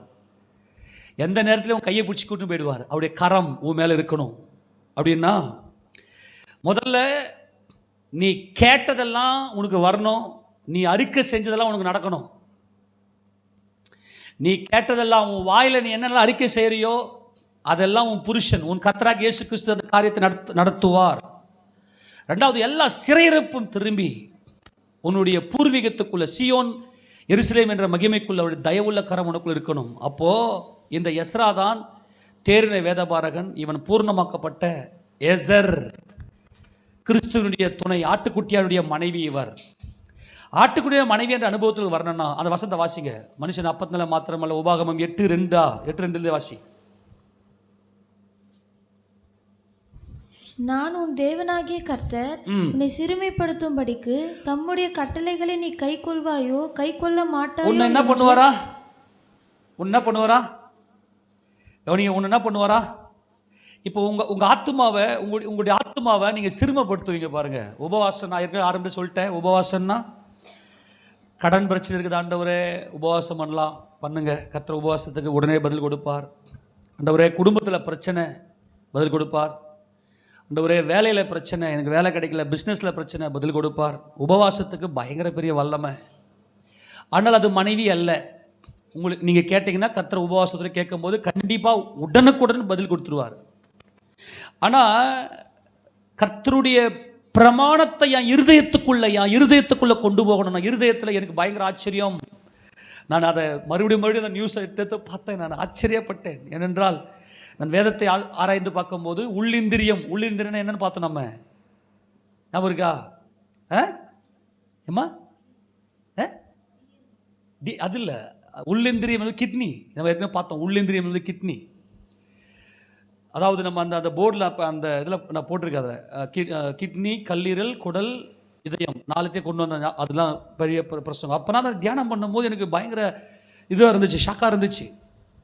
இப்போ நம்ம அதெல்லாம் நம்ம ஆராய்ந்து பார்த்ததுனால இருதயத்தில் நெஃப்ரான் இருக்குது என்பது அது அது பயங்கரமான ஒரு ஷாக் எனக்கு. அது நம்ம இருதயத்தில் நெஃப்ரான் என்பது மெமரி, நினைவகம். அந்த நினைவில் தான் கர்த்தர் வாசம் பண்ண அவர் மனிதனை படைத்த நோக்கமே என்னென்னா, அந்த இருதயத்தில், அந்த நினைவில் கிறிஸ்துவை கொண்டு போய் வைக்கணும். அவ்வளோதான் ரகசியமே. அதுதான், கிறிஸ்துவை நம்முடைய இருதயத்தில் கொண்டு வரணும். அப்போ என்ன பண்ணுறாருன்னா, நான் உன்னை சிறுமைப்படுத்தும்படிக்கும் தம்முடைய கட்டளை. சிறுமைப்படுத்துறதுன்னா என்னென்னா, ஆத்மாவுக்கு வந்து என்ன பண்ண, இந்த மாம்சீக இந்த உணர்ச்சி உடலில் இருப்பது, உடலில் நரம்பு மண்டலத்தில் வருவது உணர்ச்சி, ஆத்மாவில் வருவது உணர்வு, ஃபீலிங், எமோஷ்னல். அப்போ கர்த்தர் நம்மளை படைத்த நோக்கம் என்னன்னா, நம்முடைய ஆத்துமாவில் இந்த பிரமாணங்கள், இது கிறிஸ்து, நியாயப்பிரமாணம் கிறிஸ்து, நியாயப்பிரமாணம் இயேசு கிறிஸ்து, 10 கற்பனை, அது உள்ளடக்கிய 613 கட்டளை. இது பார்த்தீங்கன்னா இது கிறிஸ்து இயேசு. அப்போ இந்த எஸ்ரா என்ன செய்தானா, இருதயத்தை பக்குவப்படுத்தணும்னா என் உள்ளான மனுஷன், அதுதான் நித்தியமானவன். மனுஷன் வந்து நித்தியமானவன், அவனுக்கு அழிவு கிடையாது. மனுஷன் என்பவன் ஆவி, ஏனென்றால் அவன் தேவனுடைய பிள்ளை. மனுஷன் என்பவன் ஆவி, அவன் இந்த சரீரத்தில் தேவனுடைய சித்தம் செய்யப்படியே சிருஷ்டிக்கப்பட்டிருக்கிறான். ஆக இருதயத்தை உனக்கு தேவனுடைய வசனத்தால் நிறுத்தணும்னா நீ சிறுமைப்படுத்துவ. நீ இருதயத்தை அதான் இஸ்ரவேல் ஜனங்கள் வந்து தேவர்கள். அவங்க வந்து பூமியிலே 40 வருஷம் பூமியிலே விளைந்த கோதுமையோ வார்கோதுமையோ புசிக்கவில்லை. அது பாலும் தேனும் ஓடுகிற கானான் தேசத்தில் தான் கோதுமை, வார்கோதுமை, அதெல்லாம் உயர்ந்திய வெளிச்சம். அவர்கள் வனாந்தரத்தில் 40 வருஷ காலம் வானத்திலிருந்து மன்னாவை புசித்தார்கள். அப்படியானால் அவர்கள் எழுத்தின்படியே பார்த்தீங்கன்னா அவங்க அப்பம் புசிக்கவில்லை. அவர்கள் தன்னுடைய ஆத்மாவை சிறுமைப்படுத்தினார்கள். அதனால்தான் இவங்களுக்கு என்ன பண்ணிச்சுன்னா, இவங்க போயிட்டு ஆண்டவர்கிட்ட போயிட்டு, நாங்கள் இந்த மன்னாவை பார்த்து எங்களுக்கு வெறுப்பாகி போச்சுன்னு சோர்ந்து போய் நின்னாங்க. ஆக்சுவலாக அவங்க அப்பம் புசிக்கலை. அவங்க என்ன பண்ணாங்கன்னா திடமான ஆகாரத்தை எதிர்பார்த்தாங்க. அது வாயில் போட்டாவே சல்லுன்னு போயிடும். வாயில் போட்டால் நைஸாக கரைஞ்சிடும். இப்போ சில சில சில சில பலகாரங்கள்லாம் செய்வாங்க இல்லையா, அது வாயில் போட்டால் அப்படி நைஸாக கரைஞ்சி போயிடுற மாதிரி செய்வாங்க. அந்த மாதிரி இவங்க அப்பங்களாம் சுட்டாங்க. அதை வந்து மண்ணாவை எடுத்து நல்லா அரைச்சி அதை பானையில் போட்டு வேக வச்சு சாப்பிட்டாங்க. அது மாத்திரம் இல்லாமல் அப்பங்களாகவும் சுட்டார்கள். அவர்கள் அப்பங்களாக சுட்ட அந்த அப்பம் கூட பார்த்தோன்னா எப்படி இருந்ததுன்னா ரொம்ப சாஃப்ட், அவங்க பல்லுக்கு ரெஸ்ட் இருந்துச்சு. அதான் ஆமோஸில் சொல்ல, உன் பல்லுக்கு நான் ஓய்வை கொடுத்துருவேன்டான்னு பாருங்க. நல்லா கவனிங்க, இந்த எஸ்ராவுக்குள்ளே இவ்வளோ பெரிய ரகசியம். ஒரு மனைவி, ஆட்டுக்குட்டியானவருக்கு மனைவி என்கின்ற அனுபவத்தை எஸ்ரா பெற்றதுக்கு காரணம் என்னவென்றால், தன்னுடைய ஆத்மாவை அவர் சிறுமைப்படுத்தினார். அவர் பைபிள் ஓப்பன் பண்ணார்னா வயிற்றில் அவருக்கு ஆகாரம் இருக்காது. கவனிங்க, எஸ்ராவினுடைய இந்த காரியங்கள்லாம் பயங்கரமான ரகசியம். எஸ்ரா ஒரு பயங்கரமான எழுப்புதல் வீரன். எஸ்ரா நேகமே எஸ்தர் என்பது ஒரு பயங்கரமான எழுப்புதலின் புத்தகம். எல்லாம் சிதைக்கப்பட்டு சிதைந்து போய் எப்பொழுதுமே ஆண்டவர் மனம் திரும்பின ஒரு பாவியின் மேலே அவருடைய நினைவெல்லாம் அவன் மேல் தான் இருக்குது. ஏனென்றால் அவன் கிறிஸ்து இயேசுவை தன் சொந்த இரட்சகராக, தன் புருஷனாக, எனக்காக கிரயம் செலுத்தின என் மணவாளன், என் புருஷன் என்கின்ற அனுபவத்துக்குள் அவன் வருகிறான். மனம் திரும்பின ஒரு பாவிதான் அவருடைய பார்வையில் மிக விலையேற பெற்றவன். அவன் ஈடு இணையே கிடையாது.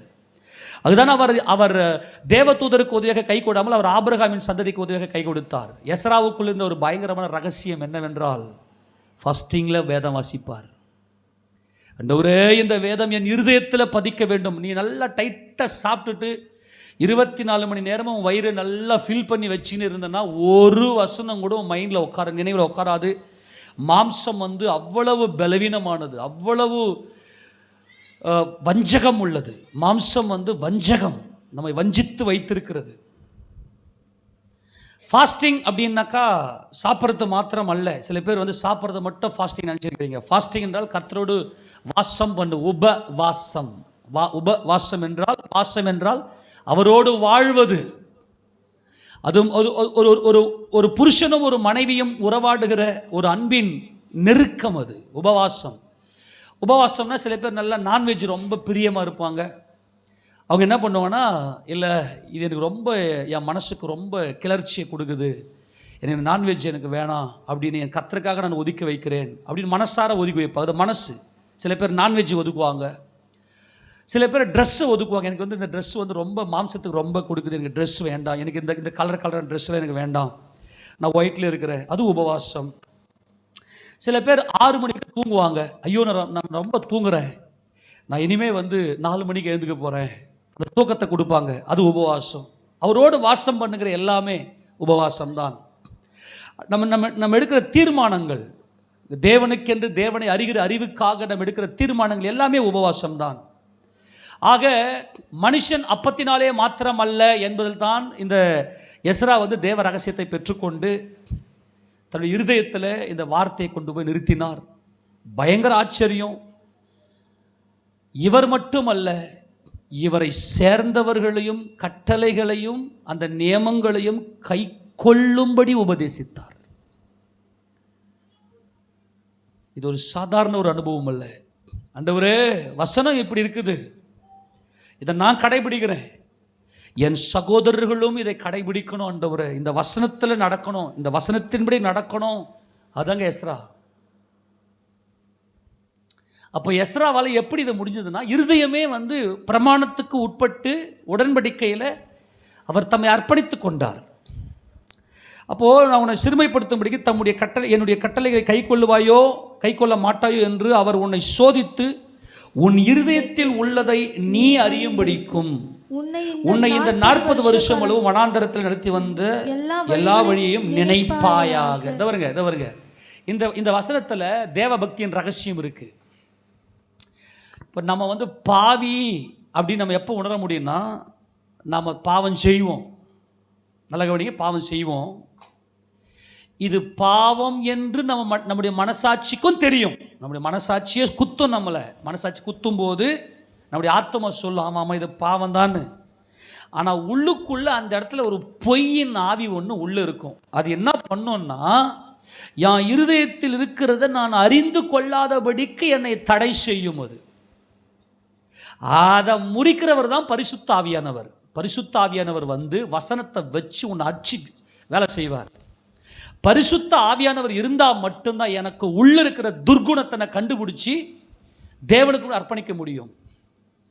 பரிசுத்த அபிஷேகம் உன் உள்ளத்தில் இருப்பதை நீ உணர்ந்து கொள்ளும்படி, நீ அறியும்படி. நல்லா கவனிக்கணும்.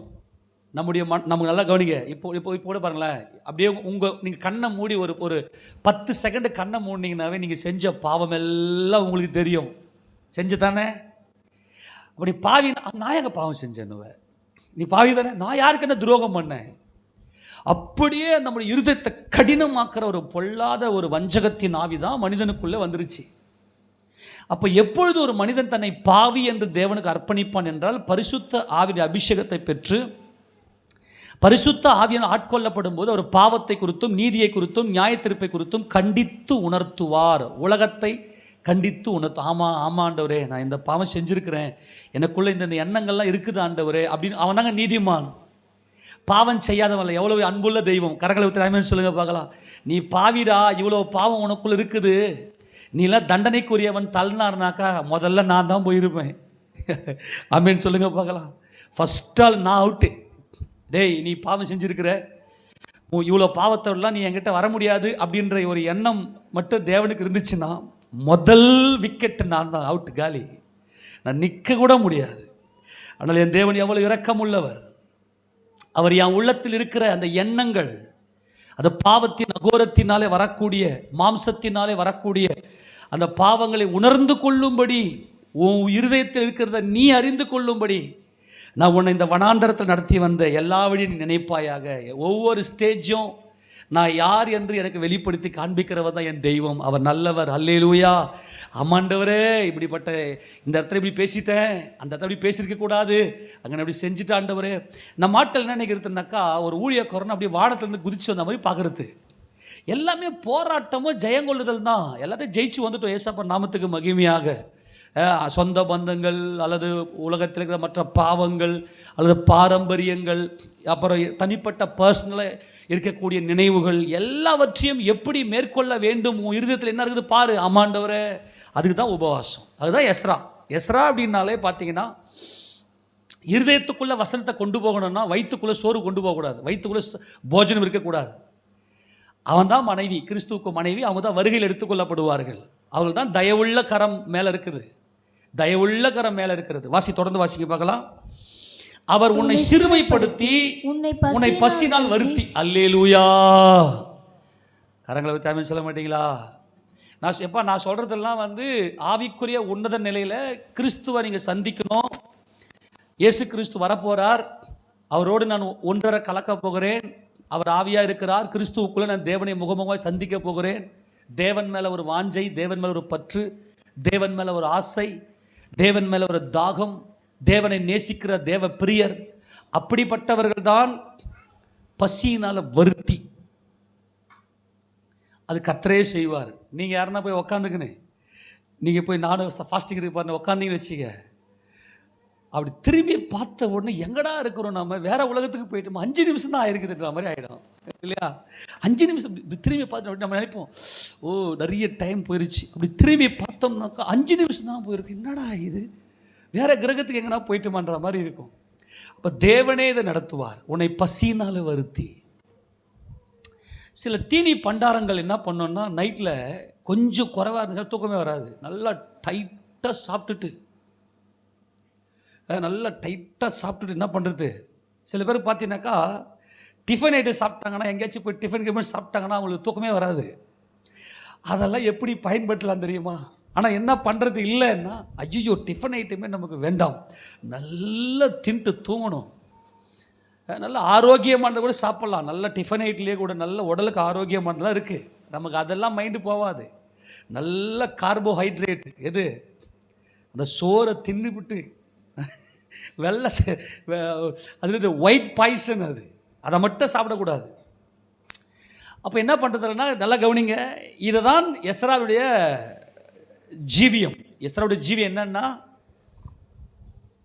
அவர் உன்னை பசியினால் வருத்தி, வாசியதை, உன்னை பசினால் வருத்தி, மனுஷன் அப்பத்தில் மாத்திரமல்ல கர்த்தருடைய வாயிலிருந்து புறப்படுகிற ஒவ்வொரு வார்த்தையினாலும் பிழைப்பான். இந்த பிழைப்பான் என்பதுதான் அதுதான் ஐ ஷால் சப்சிஸ்ட், அதாவது இவன் பிழைப்பான். ஐ ஷால் அகாவா என்கின்ற நதி அண்டையிலே இந்த எஸ்ரா உபவாசத்தை கூறுகிறார். அவருடைய ஜீவியமே உபவாசமாக இருந்தபடினால மட்டும்தான் அவர் உபவாசத்தை கூறுகிறார். நான் சொல்லி முடிக்கிறேன். இந்த எஸ்ராவுக்குள்ள பிழைப்பான், அவன் இருதயத்தை பக்குவப்படுத்தி வைத்திருந்தான். இந்த இருதயத்தை பக்குவப்படுத்தினவன் என்கின்ற ஒரு மாபெரும் உன்னத ஜீவியம் எஸ்ராவுக்குள்ள மட்டுமே வேதத்தில் பார்க்க முடியும், வேறு எங்கேயுமே பார்க்க முடியாது. இருதயம் பூரணமான விடுதலையாக்கப்பட்ட இளைப்பாறுதலுக்குள்ள பூரணமான ஒரு ரெஸ்ட், பூரணமான ஒரு சமாதானம், ஒரு தெய்வீக சுகம் எல்லாமே எங்கே வந்துச்சுன்னா எஸ்ராவுக்குள்ள அந்த இருதயத்தில் கர்த்தருடைய பிரமாணங்களை கொண்டு போய் அவர் வைத்தார். அப்போது இந்த எஸ்ரா என்ன பண்ணார்னா, கர்த்தருடைய ஆராதனைக்குரியவைகளுக்காக, ஆராதனை அதான் முக்கியம். என் தேவனை ஆராதிக்கணும், என் ஜனங்கள் என் தேவனை ஆராதிக்கணும். இப்போ சபை கூடுகிறது, நல்லா கவனிங்க, சபை கூடுது. இப்போ உண்மையிலே எஸ்ராவின் அனுபவம் உள்ளவங்க என்ன தெரியும் பண்ணுவாங்க, கவனிங்க, என் பக்கத்தில் இந்த பிரதர் காணமே, என் தேவனை ஆராதிக்கும்படியாய் என் சகோதரன் இன்னைக்கு இல்லையே, ஏன் என் சகோதரன் இல்லை, என்னாச்சு அவருக்கு, சிஸ்டர் இங்கே பக்கத்தில் இல்லையே, ஏன் இன்னைக்கு ஆராதனைக்கு வரல, அவங்களை கர்த்தருடைய அந்த அன்பை பற்றி, ஏன்னா இருதயம் முழுக்க கர்த்தருடைய பிரமாணம். இதுதான் மனைவி, இதுதான் எஸ்ரா. எங்கே என் பிரதர் என் காணோம். சபையில் அவ்வளவு பொறுமைசாலி ஆயிடுவாங்க. சபையில் இருக்கிற யாரை பற்றி ஒரு டிராப் குறை வராது, ஏன்னா இருதயம் பக்குவமாயிருச்சு. ஐயோ அவங்க என்ன பண்ணாலும் பிரச்சனை இல்லை, எனக்கு நஷ்டம் வந்தால் பிரச்சனை இல்லை, ஆனால் அவங்க கர்த்தரை ஆராதிக்கணும், அவங்க தேவனை ஆராதிக்கணும், அவங்க சபையில் இருக்கிறாங்க. சில பேர் என்ன பண்ணுவாங்கன்னா, சபையில் வரக்கூடியவங்களை அப்படியே டைரெக்டாக குற்றப்படுத்துவாங்க. அவங்க என்ன பண்ணுவாங்க, நீ இந்த சர்ச்சுக்கு வர, நான் வரமாட்டேன், போயிட மாட்டாங்க. அப்போ என்ன பண்ணுவோம், ஏன்னா மாம்சம் இல்லையா, அவங்க என்ன பண்ணுவாங்கன்னா அந்த ப்ரிஸ்டேஜ் அதெல்லாம் ரொம்ப அவங்களுக்கு அந்த பெருமை ரொம்ப கண்ணை மறைக்கும். அதனால் சபையில் ஒரே சபையில் சண்டை கண்டை போட்டுக்கினாங்கன்னா என்ன பண்ண மாட்டாங்கன்னா, அவங்க மூஞ்சி நான் பார்க்க மாட்டேன் அப்படின்னு சொல்லிட்டு போயிடுவாங்க. சில பேர் நிறைய சபைகளை இல்லை, நான் கேஷுவலாக நடந்திருக்கு, இதெல்லாம் நான் பல இடத்துல பார்த்துருக்கேன், இதெல்லாம் நான் அனுபவிச்சிருக்கிறேன். நல்லா கவனிங்க. ஆனால் எஸ்ரா எப்படிப்பட்டவர் அப்படின்னா, நல்லா கவனிக்கணும், ரொம்ப முக்கியமானது, அந்த ஜனங்களை ஆராதிக்க வைத்தார், அந்த ஆராதனை மெத்தடை உள்ள கொண்டு வந்தார்.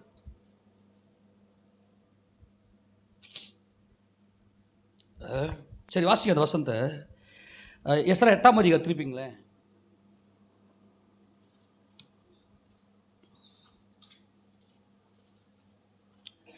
எஸ்ரா 8ஆம் அதிகாரத்தில்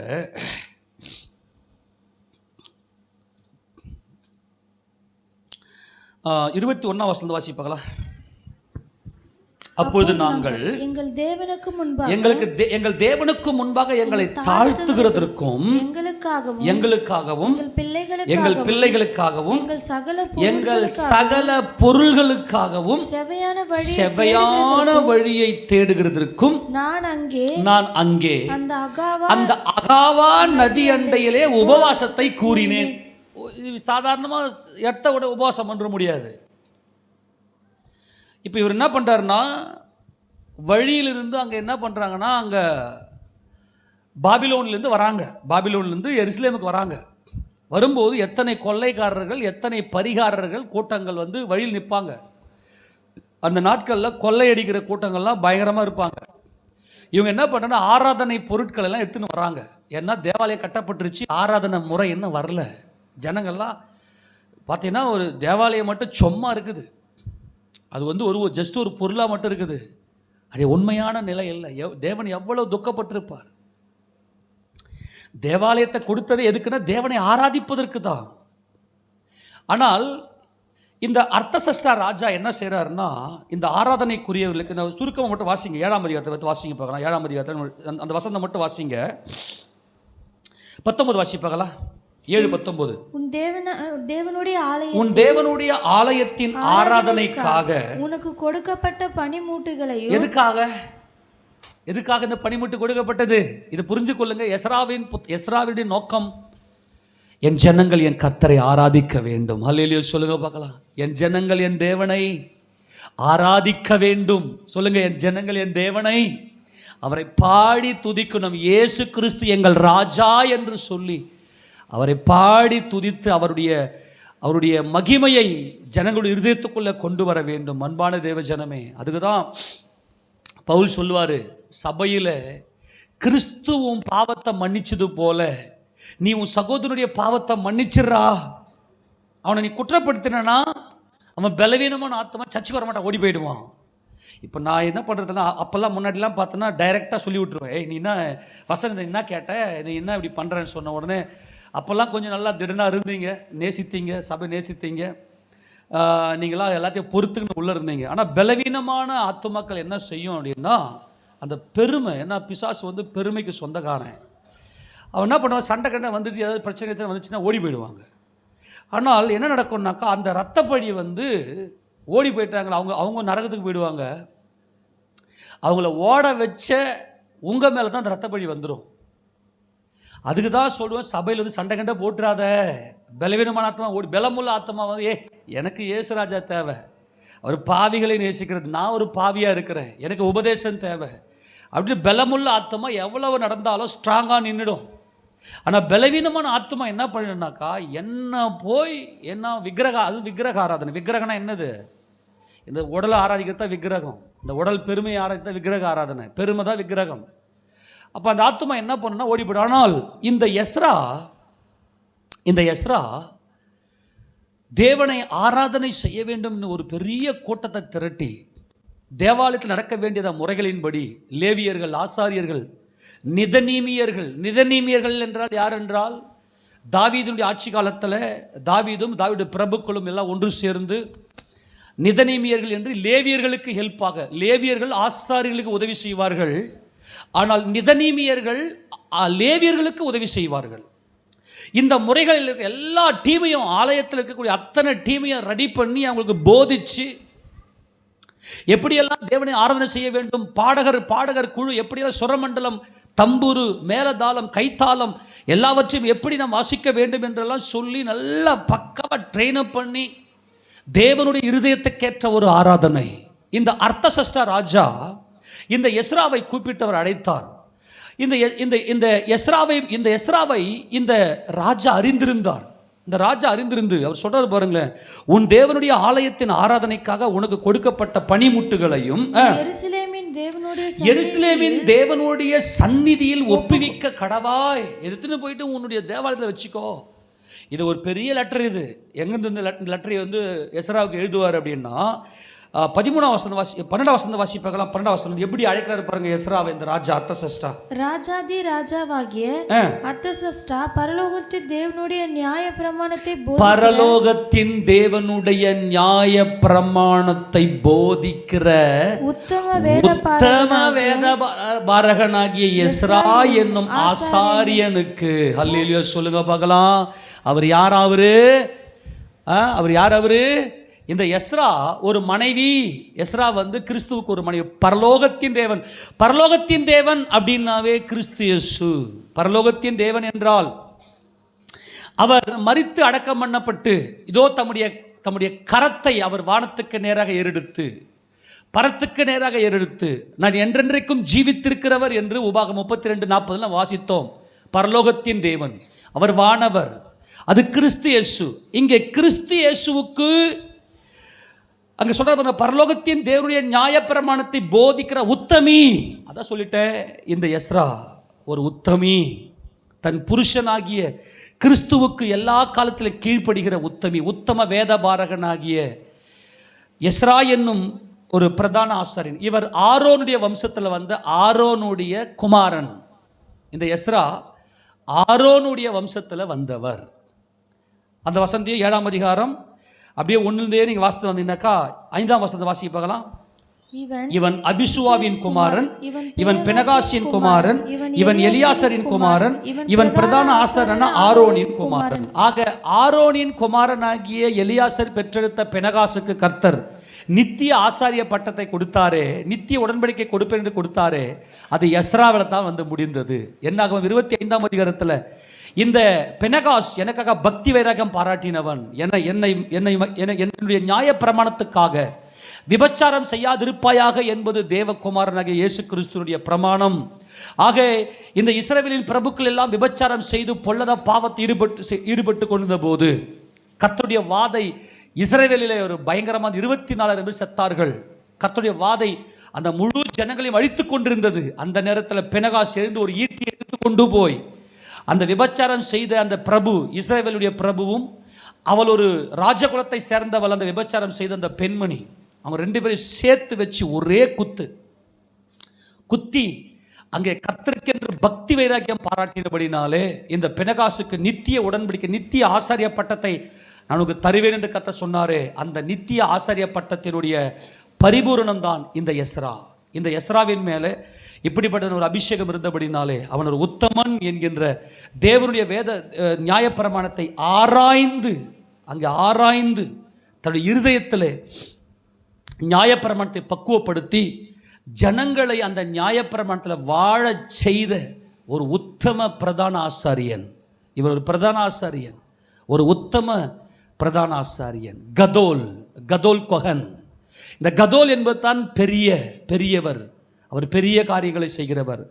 பெரியவராகிய பரலோகத்தின் தேவனாகிய கிறிஸ்து இயேசுவை இவர் பூரணமாய் அறிந்தபடினாலே அவருடைய வாழ்க்கையில் எப்படி இருந்துச்சுன்னாக்கா, மனுஷன் அப்பத்தினாலே மாத்திரமல்ல, அவர் உபவாசத்தினாலே சிறுமைப்படுத்தி தன்னுடைய ஆத்துமாவை அவர் வசனத்தினாலே நிரப்பி, கிறிஸ்துவுக்குள்ளாக நிரப்பி, உபவாசத்தில் தான் அவர் எல்லா காரியத்தையும் அவர் செய்து முடித்தார். ஆக இந்த எஸ்ராவுடைய உபவாசம் எதுக்காக இருந்துச்சு அப்படின்னாக்கா, ஒரே ஒரு காரியம், வசனம் என் இருதயத்துக்குள்ளே போகணும்னா என் வயிற்றுக்குள்ளே ஆகாரம் போகக்கூடாது. இதுதான் எஸ்ராவுடைய தீர்மானம். அவர் பொருள்களோடும், பொன்னோடும், பொருள்களோடும், ஜனங்களோடும், பிள்ளைகளோடும், ஆடு மாடுகளோடும், பெரிய பரிவாரங்களோடு பாபிலோனிலிருந்து அவர் எருசலேமின் தேவாலயத்துக்கு அவர் கடந்து வருகிறார். ஆனால் அவர் அகாவா நதி அண்டையிலே, அந்த பாபிலோன் ஆறு, அது அங்கே அகாவா நதி என்பது, இந்த அகாவாவின் அனுபவம் நமக்குள் இருக்க வேண்டும். அன்பானவர்களே, அகாவா என்று சொன்னால் ஐசேல் சப்சிட் என்றால் பிழைத்திரு. மனுஷன் அப்பத்தினால மாத்திரமல்ல, தேவனுடைய வாயிலிருந்து புறப்படுகிற ஒவ்வொரு வார்த்தையிலும் பிழைப்பான். இந்த பிழைப்பான் ஜீவனுடையவன். கிறிஸ்து என்றென்றைக்கும் பிழைத்திருக்கிறவர், நான் என்றென்றைக்கும் பிழைத்திருக்கிறவர், நான் என்றென்றைக்கும் ஜீவித்திருக்கிறவர். இந்த எஸ்ராவின் அனுபவம் ஐ ஷால் சப்சிட் என்றால் அவர் என்றென்றைக்கும், நான் என்றென்றைக்கும் பிழைத்திருப்பேன். இவர் அகாவா நதி அண்டையிலே வந்து அவர் உபவாசம் பண்ணுகிறார். எதுக்காக உபவாசம் பண்ணுறாரு அப்படின்னா, நாங்கள் வழியில் போகிற வழியில் அநேக கொள்ளைக்கார கூட்டங்களாக இருப்பாங்க. நாங்கள் நிறைய பொண்ணையும் பொருளும் எடுத்துன்னு போகிறோம். நிறைய பிள்ளைங்க, அந்த நாட்கள்லாம் பிள்ளைங்கள்லாம் கடத்தின்னு போய் அடிமையிலாக்கி, அல்லது அவங்க எடுத்துன்னு போய்ட்டு சந்தையில் எடுத்துன்னு போய் விற்றுட்டு, அந்த மாதிரியான பயங்கரமான பொல்லாத காரியம்லாம் செய்வாங்க. அதை மூடி திறந்து விடுமா, அதை பொல்லாத காரியம்லாம் செய்வாங்க. நல்லா கவனிங்க. ஆனால் அப்படிப்பட்ட காலத்தில் அர்த்தசஷ்டா ராஜா கிட்ட போய் ஐயா, நாங்கள் போகிறோம், எங்களுக்கு காவல் காப்பதற்கு, சரி விட்டு அவ்வளோதான், காற்று ஸ்பீடாக வருது, ஓகே விட்டுரு. எங்களுக்கு காவல் காப்பதற்கு, எங்களை காப்பதற்கு, எங்களை பாதுகாப்பதற்கு எங்களுக்கு ஒரு இராணுவம் தேவை, எங்களுக்கு ஒரு ப்ரொடெக்ஷன் தேவை, எங்களுக்கு ஒரு சேனையை அனுப்புங்க அப்படின்னு சொல்லி இவர் ராஜா கிட்ட போய் கேட்கறதுக்கு வெக்கப்பட்டாராம். ஏன் வெக்கப்பட்டார் அப்படின்னா, இந்த எஸ்ராவின் மேலே கர்த்தருடைய தயவுள்ள கரம் இருந்தபடினாலே அவர் என்ன செய்கிறார் என்றால், அர்த்தசஷ்டா ராஜாவையே ஈர்க்கத்தக்கதாய், அர்த்தசஷ்டா ராஜாவுடைய அரண்மனையிலேயே நியாயப்பிரமாணத்தை போதிக்கத்தக்கதான மிக உன்னத அனுபவத்துக்குள்ளே வந்தவர் தான் இந்த எஸ்ரா. தொடர்ந்து வாசிக்கலாம். 8ஆம் அதிகாரத்தில் 21 தொடர்ந்து வாசி மறுபடியும். அப்பொழுது நாங்கள் எங்கள் தேவனுக்கு முன்பாக எங்களை தாழ்த்துகிறதற்கும், எங்களுக்காகவும் எங்கள் பிள்ளைகளுக்காகவும் எங்கள் சகல பொருட்களுக்காகவும் செவையான வழியை தேடுகிறதற்கும் நான் அங்கே அந்த அகாவா நதி அண்டையிலே உபவாசத்தை கூறின ஐ ஷால் சப்சிட், நான் என்றென்றைக்கும் பிழைத்திருப்பேன். அப்போ இந்த பிழைப்பு என்பது இருதயத்தில் தேவனுடைய நியாயப்பிரமாணத்தினாலே பக்குவம் அடைந்த வேத பாரகனாகிய எஸ்ரா. இந்த வேத பாரகனாகிய எஸ்ரா எப்படிப்பட்டவர் என்றால், கவனிங்க, இவர் தான் என்ன பண்ணார்னா, வேதத்தை பிரதி எடுக்கிற மெத்தடை எல்லாருக்கும், இப்போ இயேசு கிறிஸ்துவின் நாட்களில் வேத பாரகர் இருந்தாங்க இல்லையா, வேத பாரகருடைய கல்லை எழுத்தாணி அபத்தமாக்கிட்டு இல்லையா, வேத பாரகன் பரிசேயன் இவங்களாம் தாங்க பாருங்க. இந்த வேத பாரகனுடைய வேலை என்ன வேலைன்னா வேதத்தை வந்து பிரதி எடுக்கிறது. அவங்க என்ன செய்வாங்கன்னா இந்த மெத்தட் இந்த சிஸ்டத்தெல்லாம் கொண்டு வந்தது யார் அப்படின்னா எஸ்ரா தான். எஸ்ரா வந்து தான் என்ன பண்ணாருன்னா பைபிளை எடுத்து ஒரு பேஜில் எத்தனை வசனம் இருக்கணும், எத்தனை வேர்டு இருக்கணும், எத்தனை லெட்டர் இருக்கணும், ஒவ்வொரு எழுத்தின் உறுப்பும் இயேசு கிறிஸ்து, வேதத்தில் இருக்கிற ஒவ்வொரு எழுத்தின் உறுப்பும் அவமாய் போகாது, அந்த எழுத்தின் உறுப்பு இதையெல்லாம் கவுண்டிங்கில் கொண்டு வந்தவர்கள் யாருன்னா எஸ்ரா. நான் மறுபடியும் சொல்கிறேன், கர்த்தர் சொன்னார் பின் நாட்களில் வேதத்தில் இருக்கிற ஒரு எழுத்தாகிலும் எழுத்தின் உறுப்பாகிலும் அவமாய் போவதை பார்க்கலாம். எழுத்தாகிலும் எழுத்தின் உறுப்பு அதுதான் இந்த எஸ்ரா. அந்த எழுத்தின் உறுப்பு கூட கிறிஸ்துவை கண்டவர், அந்த எழுத்தின் உறுப்பிலும் கிறிஸ்துவை கண்டவர், அதுதான் வேதபாரகன். அவர் என்ன செய்யணும், ஒரு எழுத்து, ஒரு புல் ஸ்டாப் அல்லது ஒரு கமா, ஒரு கொட்டேஷன், எந்த ஒரு காரியமும் மாறாமல் மோசே எப்படி எழுதி வைத்தாரோ அதை அப்படியே பிரதி எடுத்து எல்லாருக்கும் கொடுத்து வேதத்தை வாசிக்க செய்து அந்த சிஸ்டம்லாம் கொண்டு வந்தவர் யாருன்னா எஸ்ரா. இவர் 2ஆம் தேவாலயத்தின் பீரியடில் வந்தாங்க. அதுக்கப்புறமா பார்த்தீங்கன்னா ஏறக்குறைய ஒரு 400 வருஷம் ஒரு எந்த திருதேசி மல்கியாவுக்கு அப்புறம் எந்த திருதேசியம் வரல. இவங்க பண்ண வேலையெல்லாம் என்ன பண்ணாங்கன்னா இந்த வேதத்தை எஸ்ராவின் மெத்தடின் முறையை பிரதி எடுத்தார்கள். அவர் வந்து ஒரு ஸ்கிரைப், அவர் வந்து வேதத்தை எழுதுகிறவர், ஒரு எழுத்தாளர். அப்போ அப்படியே மனப்பாடம் பண்ணி இருதயத்தில் பதிய வச்சு அப்படியே மனப்பாடமாக எல்லாத்தையும் செய்யக்கூடியவர். அப்போ இந்த வசனத்தை நம்ம வாசித்தா தான் இதனுடைய ரகசியம் நமக்கு புரியும். இயேசுக்கு சொல்லுவார் இல்லையா, அந்த வசந்த வாசிக்க பார்க்கலாம். மத்திய சுவிசேஷ புத்தகத்தில் வேதத்தில் இருக்கிற ஒரு எழுத்தாகிலும் ஒரு எழுத்தின் உறுப்பாகிலும் 5ஆம் அதிகாரம் 17 வசந்த வாசிக்க பார்க்கலாம். நியாயப்பிரமாணத்தை ஆனாலும் தீர்க்க தரிசனங்களை ஆனாலும் அழிக்கிறதற்கு வந்தேன் என்று எண்ணிக்கொள்ளாதேங்கள். அழிக்கிறதற்கு அல்ல, நிறைவேற்றுவதற்கே வந்தேன். வானமும் பூமியும் ஒழிந்து போனாலும் நியாயப்பிரமாணத்தில் உள்ளது எல்லாம் நிறைவேறும் அளவும் அதில் ஒரு சிறு எழுத்து, சின்ன எழுத்து எது? யோத் எப்படி இருக்கும்? சின்ன லைட் அப்படி ஒரு கமா பட்ட மாதிரி எப்படி போயிருக்கும். ஒரு சின்ன எழுத்து, ஒரு எழுத்தாகிலும் ஒரு எழுத்தின் உறுப்பாகிலும் ஒழிந்து போகாது என்று மெய்யாகவே. ஒவ்வொரு எழுத்திலும் இந்த யோத் என்ற எழுத்தின் உறுப்பு இருக்கும். எல்லா எழுத்திலும் யோத் இருக்கும். அந்த எழுத்தின் உறுப்பு இந்த யோத் என்பது 10, அது ஹேண்ட், கரம் கரம் கரம் கரம். யோத் என்றால் கரம் என்று அர்த்தம். அவர் அதான் சொல்றாரு. இந்த எஸ்ரா இவன் ஒரு தேறின வேதபாரகன். இந்த எஸ்ரா ஒரு மனைவி. கர்த்தருடைய கரம், அந்த எழுத்தின் உறுப்பு, அந்த எழுத்தின் உறுப்பு என்பது ஒரு எழுத்தாகி ஒரு சிறு எழுத்து. அதாவது எபிரேயத்தில் இருக்கக்கூடிய 22 எழுத்துல சின்ன எழுத்து எதுனா யோத், 10வது எழுத்து. அதனுடைய நியூமரிக் வேல்யூ 10. ஒவ்வொரு எழுத்திலையும் இந்த யோத் இருக்கும். ஒவ்வொரு எழுத்திலும் இந்த யோத் இருக்கும். ஆக ஒரு சிறு எழுத்தாகிலும் ஒரு எழுத்தின் உறுப்பு தான் இந்த யோத், கரம். ஆக இந்த கரம் என்பது ஒரு புருஷனுடைய கரம், ஒரு மனைவியை பிடித்து கடைசி வரைக்கும் கைவிடாமல் காக்கிற கரம். அதுதான் இந்த எஸ்ராவினுடைய அனுபவம். ஆக கர்த்தர் இங்க சொல்றாரு. இப்போ இவருக்குள்ள உபவாசிக்கிற அனுபவம் எப்போ வந்துச்சுன்னா மத்திய சுவிசேஷ புத்தகம் 12வது அதிகாரத்தில் அவர் மணவாளன் தங்களை விட்டு எடுபடும் நாட்கள், ஒரு 9ஆம் அதிகாரமாவது மணவாளன் தங்களை 9ஆம் அதிகாரம், மத்திய சுவிசேஷ புத்தகம் 9ஆம் அதிகாரம், அங்கே 14 வாசிக்கலாம். அப்பொழுது யோவானுடைய சீஷர் அவரிடத்தில் வந்து, நாங்களும் பரிசேயரும் அநேக தரம் உபவாசிக்கிறோமே, உம்முடைய சீஷர் உபவாசியாமல் இருக்கிறது என்னவென்று கேட்டார்கள். அதற்கு இயேசு, மணவாளன் தங்களோடு இருக்கையில் மணவாளுடைய தோழர் துயரப்படுவார்களா? மணவாளன் அவர்களை விட்டு எடுபடும் நாட்கள் வரும், அப்பொழுது உபவாசிப்பார்கள். ஆக மணவாளன், மனைவி, மணவாட்டி என்கின்ற அனுபவம் தான் இந்த உபவாசம். எதற்காக இந்த உபவாசம்? சிறுமைப்படுத்தி அப்படின்னாக்கா, அவர் என் புருஷன், அவருடைய வார்த்தையை இருதயத்தில் நான் பதிக்கிறேன் என்கின்ற அந்த ஒரு உன்னத அனுபவத்துக்குள்ளே வந்தவர் தான் இந்த எஸ்ரா. இன்றைக்கும் பார்த்தீங்கன்னா வசனத்துக்காக உபவாசம் பண்ணுறீங்க அப்படின்னா சத்தியமாக நீங்கள் வருகையில் எடுத்துக்கொள்ளப்படுவீர்கள். ஏனென்றால் இந்த அனுபவம் வந்து எல்லாருக்கும் கிடைக்காது. வசனத்துக்காக உட்கார்ந்து தேவனுடைய சொல்லி நீங்கள் வேலைக்கு தான் போகிறீங்க, ஆனால் வசனத்தின் மேலே உங்களுக்கு ஒரு தாகம் ஏற்பட்டு உபவாச ஜெபம். சில பேர் பார்த்தா உபவாச ஜெபத்தில் வரமாட்டாங்க, வீட்டில் உட்காந்து நல்லா சாப்பிட்டு தூங்குவாங்களே தவிர சபையில் ஃபாஸ்டிங் ப்ரேயர் இருந்தால் கூட வரமாட்டாங்க.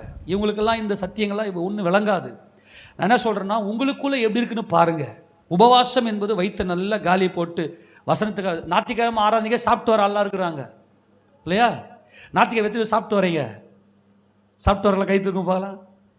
ஞாயிற்றுக்கிழமை ஆராதனைக்கு ஒரு வேளையாவது சாப்பிடாம வாங்க, ஒரு வேளையாவது சாப்பிடாம வாங்க. கர்த்தர் நல்லவர், கர்த்தருடைய பரிசுத்த மகிமையோட உபவாசத்தோடு வாங்க. அப்போ தான் வசனம் உங்களுக்கு புரியும். கண்டிப்பாக உபவாசத்தோடு வாங்க. இதை ஒரு கட்டளையாகவே கொடுக்குறேன். யார் சின்ன பிள்ளைங்களுக்கு கூட சாப்பாடு கொடுக்காதீங்க. அவங்களுக்கு சின்ன பிள்ளை குழந்தைங்கள கொடுங்க. ஸ்கூலுக்கு போகிற பிள்ளைங்களாம் அவங்களுக்கு ட்ரெயினப் கொடுங்க. உபவாசத்தோடு வரணும், கர்த்தருடைய வார்த்தையை கேட்கணும்னு சொல்லி கொடுங்க. அந்த அப்போ தான் அந்த பிள்ளைங்களுடைய இருதயத்தில் அந்த வார்த்தை உட்காரும். அதுதான் மனைவி என்கின்ற அனுபவத்துக்குள்ளே இது கடந்து போகும். அன்பானவர்களே, இந்த எஸ்ரா என்ன செய்கிறார் என்றால், இப்போ வாசி தொடர்ந்து எஸ்ரா 8:22 வாசிங்க. வழியிலே சத்துருவை விலக்கி எங்களுக்கு துணை செய்யும்படிக்கு இங்கே துணை இயேசு கிறிஸ்து என் துணை, நான் அவருக்கு துணை, நான் நல்ல துணையாக இருக்கேன், நான் ஹெல்ப்பாக இருக்கிறேன். துணை எங்களுக்கு துணை செய்யும்படிக்கு ராஜாவின்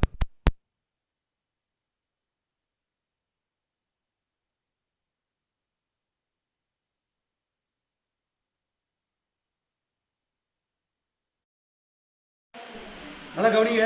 ஓகே விட்டுருவா, முடிச்சுருவா. அவர் சொல்றாரு, எங்களுக்கு நல்ல துணை செய்யும்படிக்கு ராஜாவிடத்தில் சேவகரையும் குதிரை வரையும் கேட்க வெட்கப்பட்டிருந்தேன். எங்கள் தேவனுடைய கரம் நம்முடைய தேடுகிறவர்கள் எல்லாரும் மேலும் அதான் பண்ணுப்பா. ரொம்ப சவுண்ட் கம்மியாக வாசி.